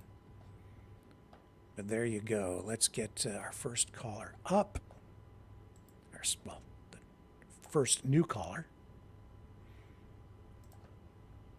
And there we go. Who's on the line tonight? Is it the Dragon? Hello, Dragon. How are you, sir? Hey, Rick. What's up? How are you tonight? I am excellent, sir. Thank you for calling in. Well, good to hear. Actually, well, one good point. I don't call every night because I would like a lot of people to call in, you know. New people, I will indulge you to call to Rick. You know, you got a little something on your mind. Just prepare yourself a little bit. Go ahead and get your ideas on the phone. Everyone's listening. The world is watching. So you need to be around, you know. Put yourself out there. Yeah, that's right. Yeah. And yeah, second of all, as I say, I like to be prepared when I call. So, you know, before calling in, I like to put myself a little something on paper and, yeah, put my idea on there because, you know, my brain sometimes goes squirrel. So I like to, you know, get myself straight. I hear you. This is a good thing. Me too. That's So- why I keep my notepad handy here, and I jot things down all the time. Yeah, journalism is a hard task. You know, it's a hard thing. You need to be like always prepared, always have a little notepad around to be sure that you align your ideas at the right place because it's really easy to get all over the place. Yeah. Yeah. So, what else is on your mind? Any comments on tonight's news stories, sir? Yeah, well, you know, I was thinking about what was going on in the UK with Sunak. Mm-hmm. And yeah, I think it's a terrible thing. I don't know if you see it, but they are indulging war basically. So, yeah, this is another step toward, I would think, a major conflict, which I'm fearing of soon. So Yes, it's kind of me sad. too. Yes. But yeah. Yeah, well, deep divisions in So, our society yeah. now, right? Yeah, it's one fear that I think everyone is living in. Well, a point that I make always is that we're living in a second Cold War kind of thing. So I would say that another principle of that, coming back from the first one, is that we're living in a kind of a state of fear of a major conflict, because that was a thing back then. So yeah, it's kind of reminiscence of the past, basically, which is sad. But hey, you know what I say? Keep joking, keep yourself, looking at stuff, good stuff. If you like, I don't know, cats, stuff like that, go listen to yourself a few cat video. Always make you get happy or positive, because nowadays you need to be on a good note once in a while. Leave the bullshit around, because, well, it's kind of negative always. We live in an echo chamber, so that echo chamber has to be more open, and yeah, that's what I think. Yeah. So I think this is why probably you have people trying to not leave, but keeping probably themselves out of the show sometimes. Probably that they have an echo chamber that is too much toward the same kind of message, so they are trying maybe to look into other message and see other, I don't know, I would say another view of the world. I think it's probably one thing. So yeah, the thing about everything right now is that there's so much, people are being sucked to the extremes so much that it's hard to bring people together for anything, whether it's an all candidates debate like we had this past week for the riding of Durham in Ontario, Canada, for that by-election, or whether it's in the chat here. You get a group of people in the chat, they are sort of all of, they all kind of have a similar political view of things, and so that makes it difficult for some other people maybe to feel comfortable or welcome in there, because you can't have a bunch of conservatives and then get a bunch of liberals in there, and because today there's such deep division between the two sides, right? Or conservatives, and you understand what I'm saying. Yeah. Yeah. And I will say also that some people, like the one who's leaving, maybe got to realize, and for those who's listening, this is probably how the government wants to do. I mean, look, there's an old Roman saying that goes toward the lines that the more we divide, the better we win, right? Yeah. So by making division toward a certain type of group, like our groups and the family around, won't help what we have to build. So that's the thing, we need to understand each other, take the thing with a grain of salt, and keep on going. Yeah. So. Yeah, I'm just looking in the chat here, and some viewer named The World is Watching, which is one of the taglines that we use for the channel, says, "Who's the liberal?" And I'm not really saying anybody is a liberal. It's just me speaking generally, is my response to that. I used to be a liberal before the liberal that we know today start to do, I mean, I'm a liberal, I would say, advocate. Yeah. Because, as a liberal, we're supposed to have liberties. We're supposed to have a certain freedom of action around. But the liberal of today are not representing at all that kind of view, if you will. So, and I don't have any, actually, if people ask, I don't have any political kind of, path. I'm just a guy who's gonna vote for whatever looks like the best candidate, or probably just cancel my vote, because if you don't vote, remember guys, if you don't vote and cancel the vote, this vote going to be to go to the liberal, so you don't want that. Yeah, well, if you don't Make vote, sure you that can't. everything's If fine. you don't vote, you can't. You're not allowed to complain, right? So, do you know this That's George? true. Are you familiar with this George Galloway, who was elected over in the UK? Not really, actually. you don't watch I've him. probably heard of him like once or twice, but I probably have to do some research and make myself more aware of this little guy, because with what I've seen, it's kind of it's not looking good. Yeah, I've watched him a little bit. I don't watch him a lot, but it is interesting, when it comes to politics today. These old labels, they just don't quite do the trick anymore in describing or helping people understand where the political ideology is for someone. Because people would say that he is sort of on the left, or maybe even the far left. But a lot of what he stands for, I would say, is on the right. And other people are saying he's on the right. So I'm saying that he's like a far right communist. How about that? That'll confuse people. Oh, man. Yeah. It is a strange, strange world right now. Everything's upside down. Does that make him a little bit of a centrist extremist? There you go. A centrist extremist. That's pretty good. I like that. Yeah. Maybe maybe I can pick that one up and wear that one. I'm extremely center.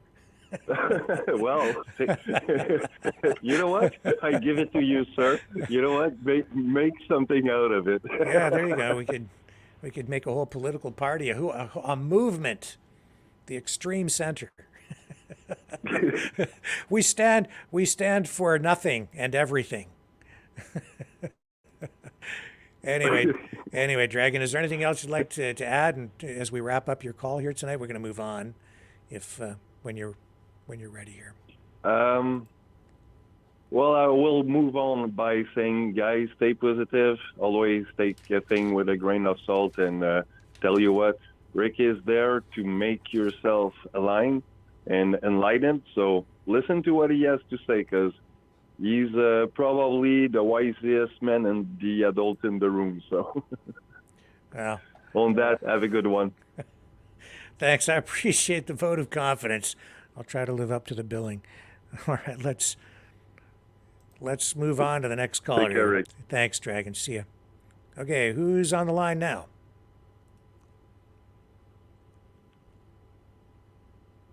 Go ahead. You're on the air.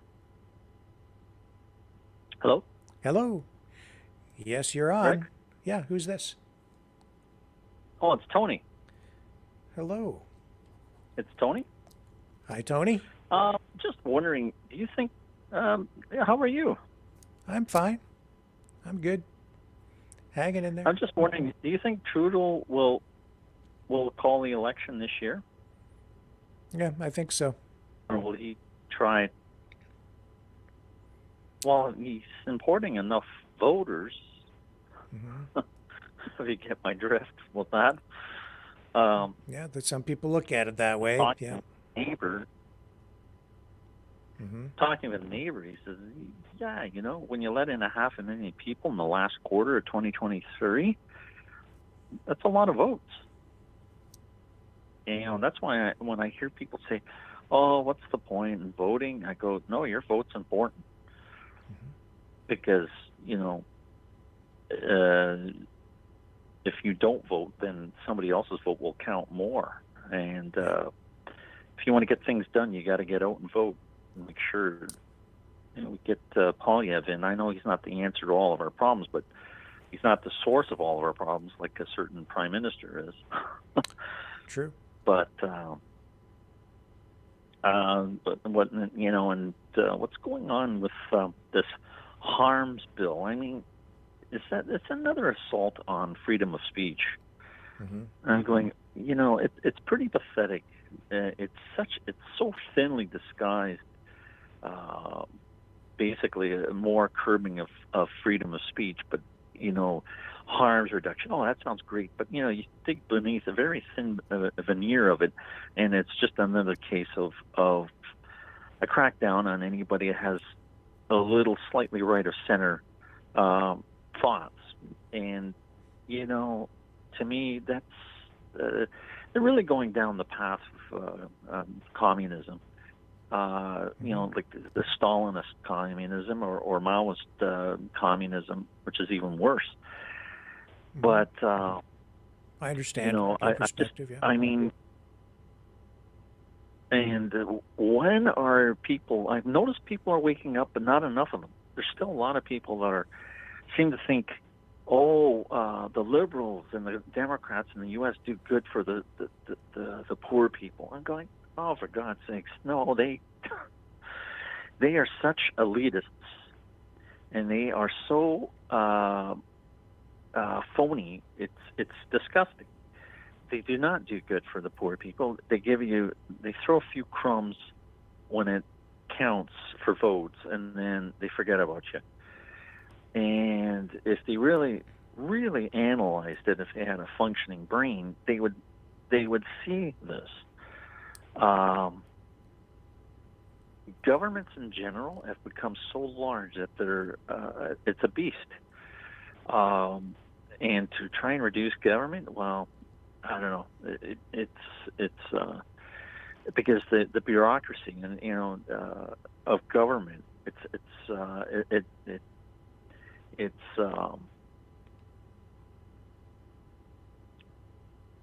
too much of a controlling. People want government to control and basically provide for them, but there's a price to be paid for that. Yeah, and that you pay for it with your freedom is what you do. What you pay for your freedom, Mm-hmm. and when you become too dependent on government, you're at their mercy, and that you don't want to be in that position because it's happened in the past, and in Stalin's Soviet Union and Mao's China, tens of millions of people died. And I fear we're on the brink of something like that if we're not careful. If you follow my line of thought. Yeah, I do. I think that it's hard for some people to see it, but especially on the U.S. side, I think the government is really controlled by people who run big tech these days. There's a lot of corporate money there. Yeah. Those companies are, just by their very nature, more globally focused instead of internally focused within the domestic and national affairs of the United States. They are directly connected to the Democrats. There's a symbiotic relationship between the Dems and these big tech and just non-industrial big corporations. It's not like manufacturing is at the center of the economic might of the United States anymore. So it has become, somewhat capitalistic in a cannibalistic way. It's evolved into something that isn't entirely productive because it's not really true. It's not like true free market capitalism. It's an aberration of capitalism that we're dealing with. It's not really, it's not free market. It's monopolistic. Oligopoly. It's an oligopoly of capitalism. It's an oligopoly controlled by a bunch of capitalistic oligarchs is kind of what I think has happened. But they're not. It's an unholy alliance between big government and big business. See, and I think that Right. these people that control things like that, I think they view the United States, the West in general, as sort of being near the end of its life cycle almost. They don't have faith in the people. They don't have faith in the future. And as a result, I think the attitude is sort of just grab what you can while it all burns down. I see a lot of evidence Yeah, of that. that's true. And well, what you were saying about the monopolistic or oligarchy of big business, they have a lot of sway in Washington and Ottawa, and they're not a beneath buying these politicians, and the politicians fill their pockets with gold because they go in. And people think, wow, their salaries sound great, but that's chump change to most of them. And what they're really looking forward to is the big payday at the end of it. The thing that you touched on, though, that I think is actually quite true, is that what it really is it, like I'm using the word capitalistic, but it's again, it's like a convergence of capitalism with communism. It's a very communistic ideology that they're employing here. Yeah. It's and so because it's in the US, you're seeing this sort of that's where the culture wars are coming into play. These political ideologies are blending, and people can't really recognize or see what they are because they've evolved from what they were, say, back in the 1940s or at the turn of the century. In 1917, the communism we're seeing today is not exactly the same as what was in place then. Oh, no, there are different strains of these things. It's different. Yeah. So this is a different thing altogether. We're dealing with new hybrid political strains. It's a little actually a more devious form of it actually, and the other fact is that Hitler with fascism, he actually courted big business because he knew he needed them, and that's unknown. And another factor that's not widely publicized is that there was a German delegation that went to Britain just about a year before the war, trying to warn Britain of what Hitler was up to. And basically nobody listened. Churchill knew, but he wasn't in power. He was, at that point in time, not really in politics. He wrote a number of books, but people weren't paying attention. And, I think, like you said, this is a different hybrid of communism whereby, there's, I don't call them elites, I'm calling them the new, plantation owners, basically. They know it's like bread and circuses. The pro sports, and just like people are relatively well fed and entertained and drugged up or drunked up. They won't know what they don't know won't hurt them. Well, yeah, it will hurt you, but that's we've already discussed that. But it's to me. People are, everybody has their own day-to-day things, and you don't realize it's a death by 1,000 cuts type of thing. And slowly but surely, the government is whittling away our rights and freedoms, and people won't notice until it's actually almost too late. Most people, but there's a few of us that are aware of it, or hopefully more than a few of us. But it's almost like you're witnessing an accident. It seems like things slow down, happen in slow motion, and it's like what we're seeing. And you're trying to shout, "Watch out!" but people just aren't seeing it. Yeah. Do you have hope, faith? Are you optimistic, pessimistic? Well, I'm hoping, a little short of an act of God that something happens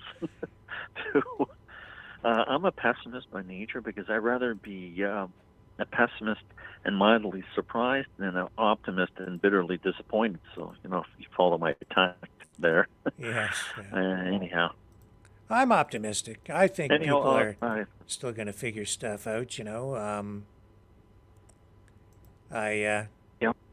we have to. We have to. It's just that simple. Well, yeah, it's we're at the stage of life where if we were 20 or 30, I'd be even more fearful. But it took to our stage of life to really see this stuff and to experience. Mm-hmm.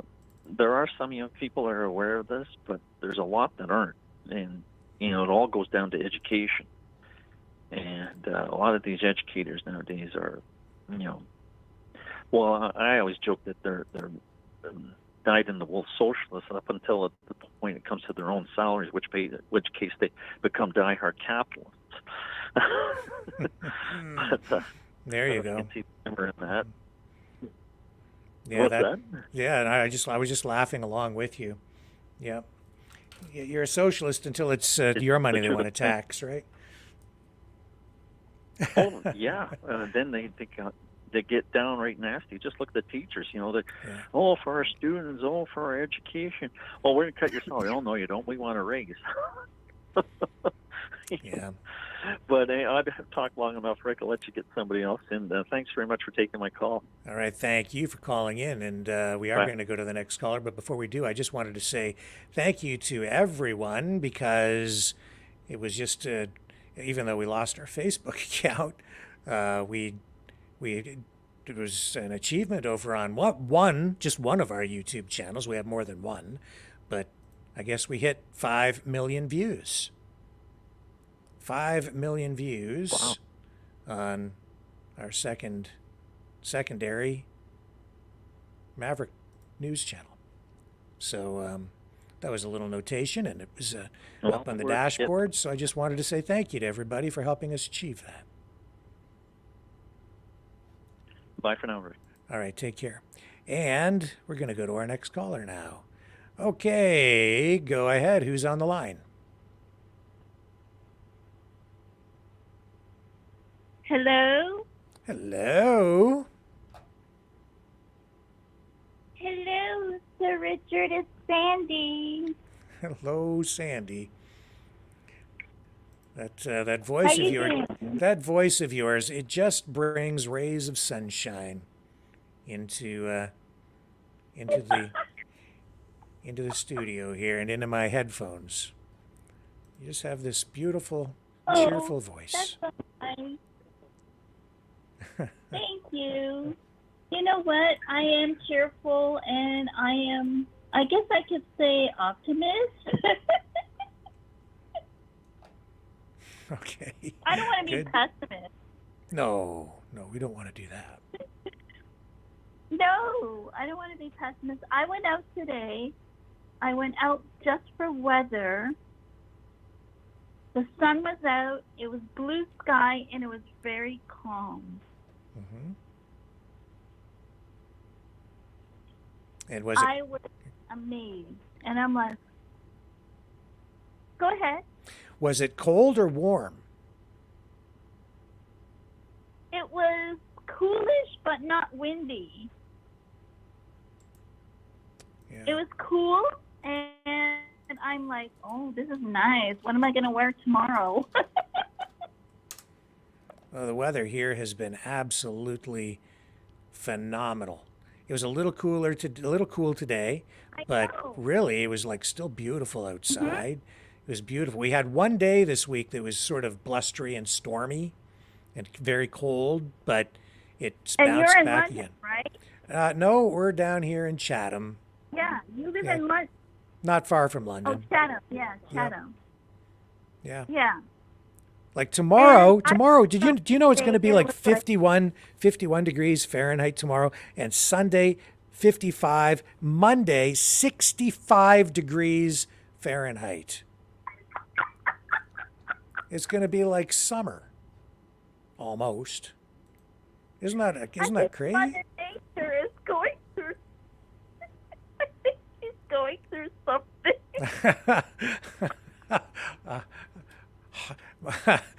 Hot She's flashes. got some change upon her. Oh my goodness. Yeah, there you go. I know men do it. I know the men go through different than women do, right? I love it. You never know from one day to the next. I don't know. Now I'm just not going to be able to look at the day the same as I'm out enjoying the sunshine. I went out, it was blue sky today, and I'm like, there's no cloud in the sky. It's not even gray today. So Yeah. Unbelievably I beautiful. know. And Isabella, she's a sweetheart. Yeah. I like Isabel. She's a sweetheart. Yeah, me too. What a sweet lady. You know, I do too.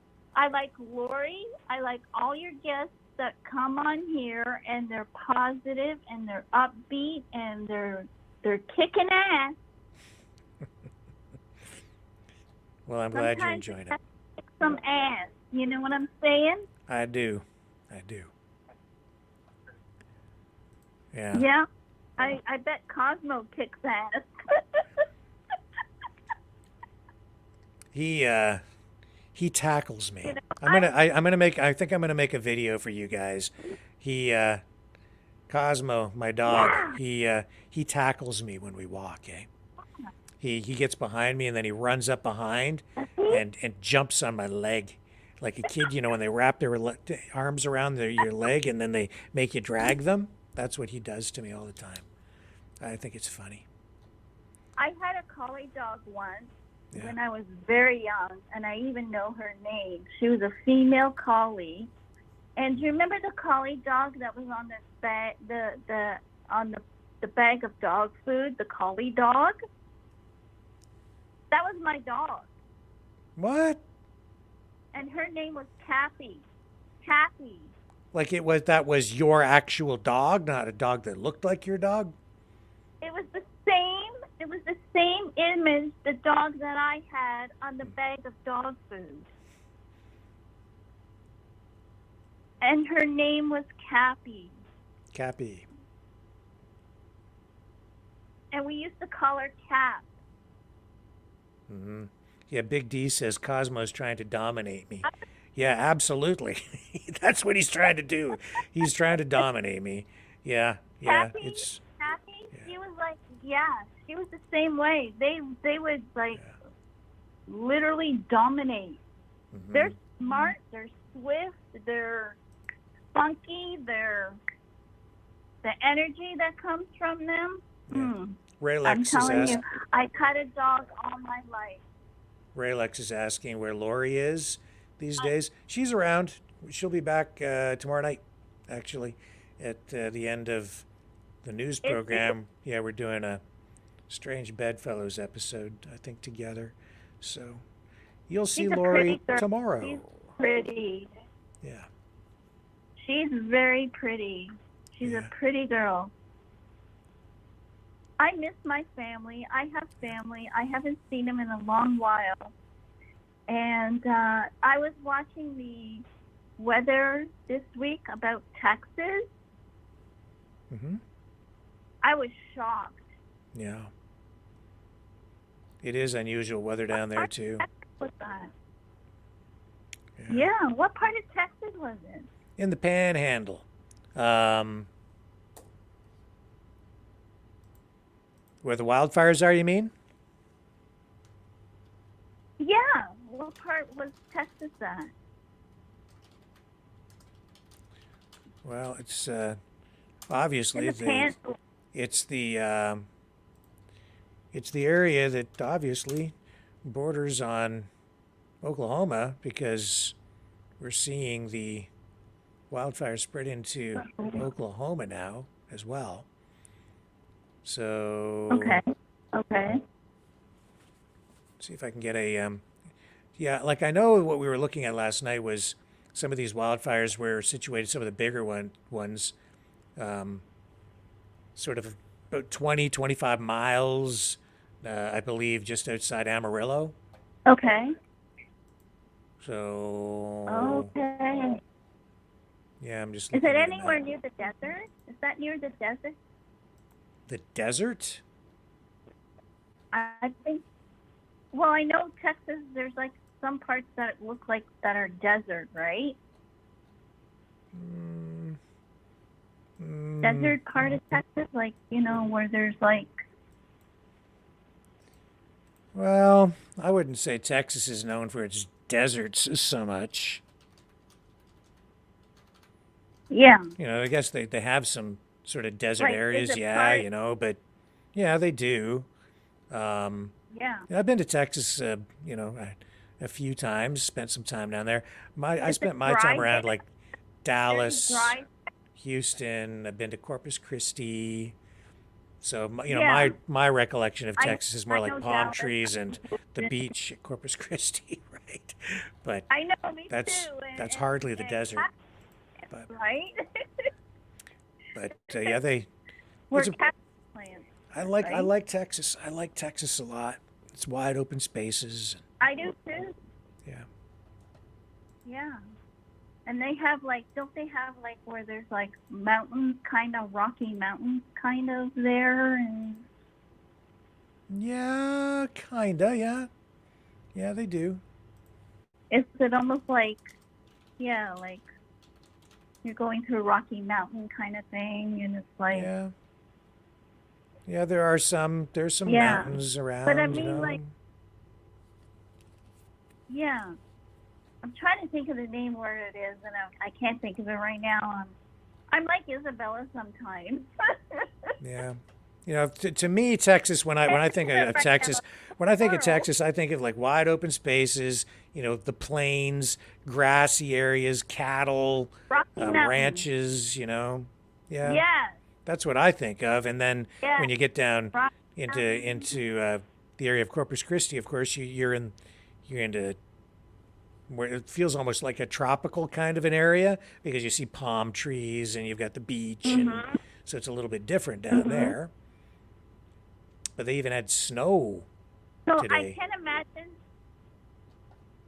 they actually got snow today. in some places. I guess they got some snow. Yeah, Are you kidding me? I wouldn't See, kid you you know what? about a That's thing Mother like Nature. that. Yeah. Oh, I know. I believe you, my friend. When you speak fluently. But you know what? I was when I heard about it, they had snow this week, and it's like, what? They're just going through fires. That's crazy. It's doing what?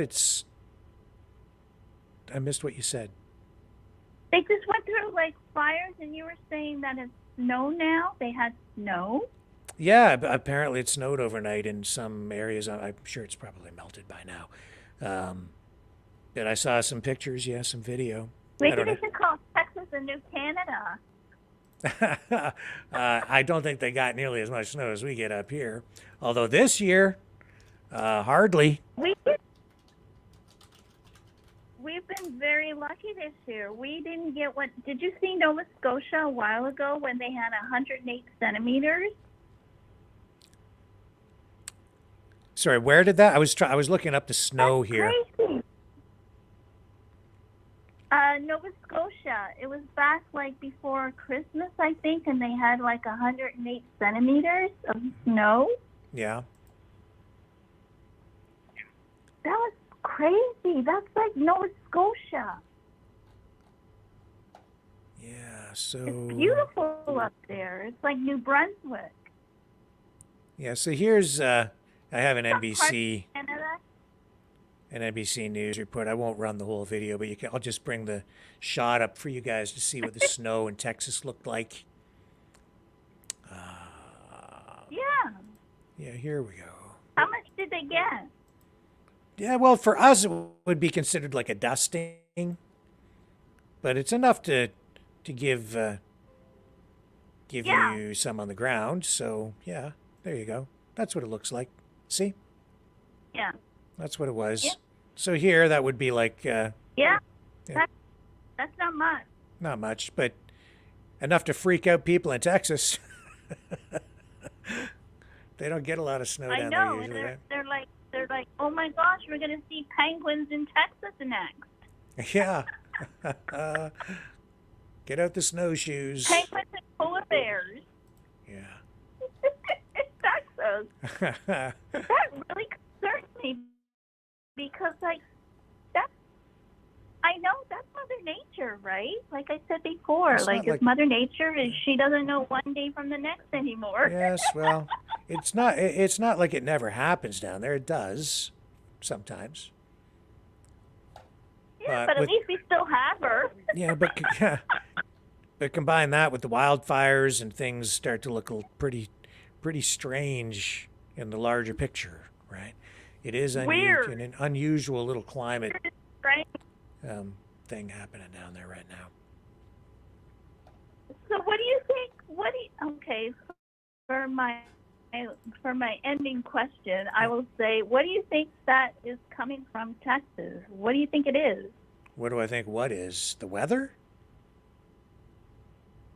What do you think about Texas with the fires and that? Where do you think it's coming from?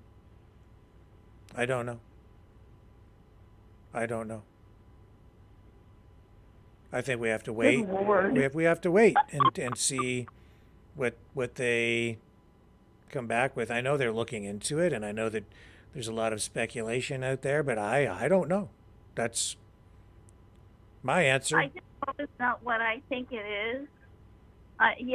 And my answer in retrospect, I just hope it's not what I think it is from the Alberta fires, because I remember when the Alberta fires were happening, and it actually came out. I'm not going to say woke. I'm not going to say anything, but from what I found out, it was bothering.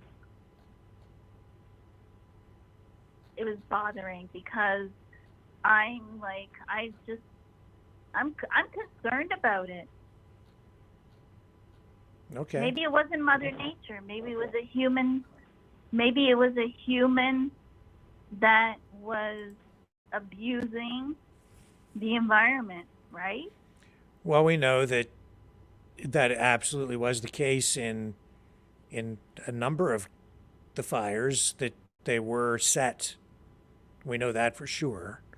And I showed you the one guy. I remember there was the guy charged with setting, I believe it was 16 of those fires. And I showed you the information on him. He went to court. He was facing charges. I believe he was convicted. Do you know his name?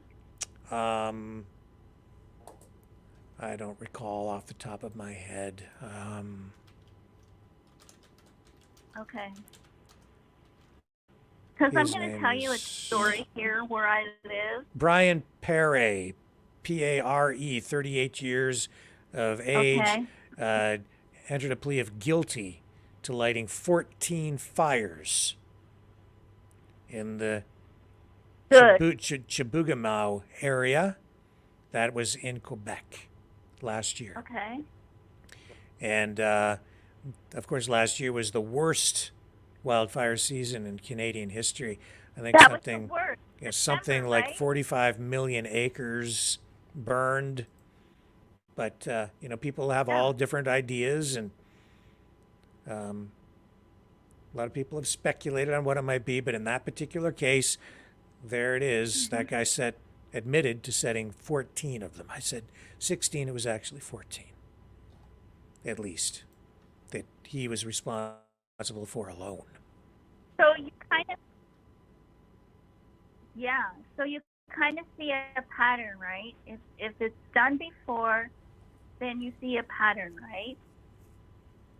Yeah, well, if you go back and you look at the stats, you can go back and find stats on these wildfires over the years, and they do investigate them. As you look at them, you will see that I think it's somewhere between 35 and 45% are started by humans. either intentionally or through Human. accidental means like careless smoking, campfires that aren't put out properly, heat from the exhausts on cars. Those kinds of things can start wildfires.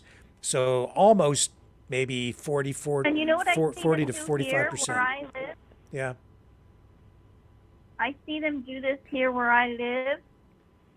They have campfires outside their home. You can't do that here. No. It's a law. Yeah. And if you're caught, you are hefted heavily. Yeah. Very heavily. So where I live, we had a dude here, and I kid you not, I investigated, I kept it up, I kept it going. I went to the landlords, I went to property. We had a dude here that tried to set the property on fire. Like He's gone now. He's done. Well, that's good. It was a tenant. We had a tenant here, and he's gone. He's done. I was coming home, and I was scared to death because I'm like, what is going on? What is that? And I'm like, okay, well, I'm speaking up now. So, like, I said something. They look at me now like I'm a hero. And that's a good thing. Yeah, sure. Because there are so many disturbing people out, and you said it earlier, you had said it before, crazy. There's some disturbing people out there that need to be evaluated, they need to be looked at, they need to be accountable for whatever it is the hell they're doing. Really.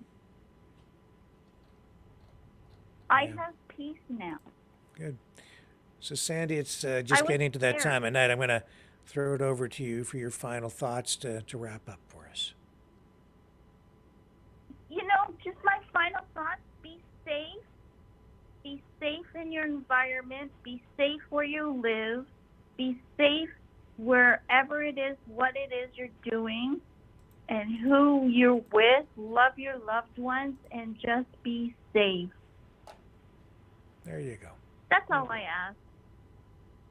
Okay. That's all. I peace. I'm for peace. I know. These are challenging times. They're challenging. Thank you, Sir Rick.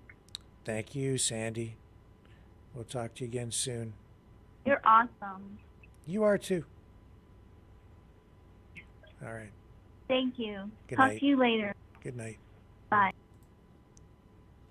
And that wraps us up for the evening, folks. You can support the channel at freedomreporters.com, or you can also support the channel at maverickdonations.com. And please like, share, subscribe. You know the drill. Rumble is where it's at. Please, please, please consider subscribing on both of our Rumble channels. And if you're over on YouTube, subscribe, like over there as well. We're over on other platforms as well. Twitch, Twitter, X, CloudHub, HugeTube, Brighteon. You have some content up over on TikTok. And we'll continue to evolve here. I think we're going to make some changes or start doing a few different things here too to kind of mix it up a bit. But more on that in the nights ahead. And you are Maverick Knights. Thank you very much, everybody, for spending the time here with me tonight. I will be back tomorrow evening at 6 p.m. Eastern Time. And then after the program tomorrow night at 9 p.m., Lori will be here with a new episode of Strange Bedfellows. And I will be joining her on that program. So there's something to look forward to. 6 p.m. Eastern Standard Time, though, for the regular Maverick News program tomorrow. catch you guys on the flip side.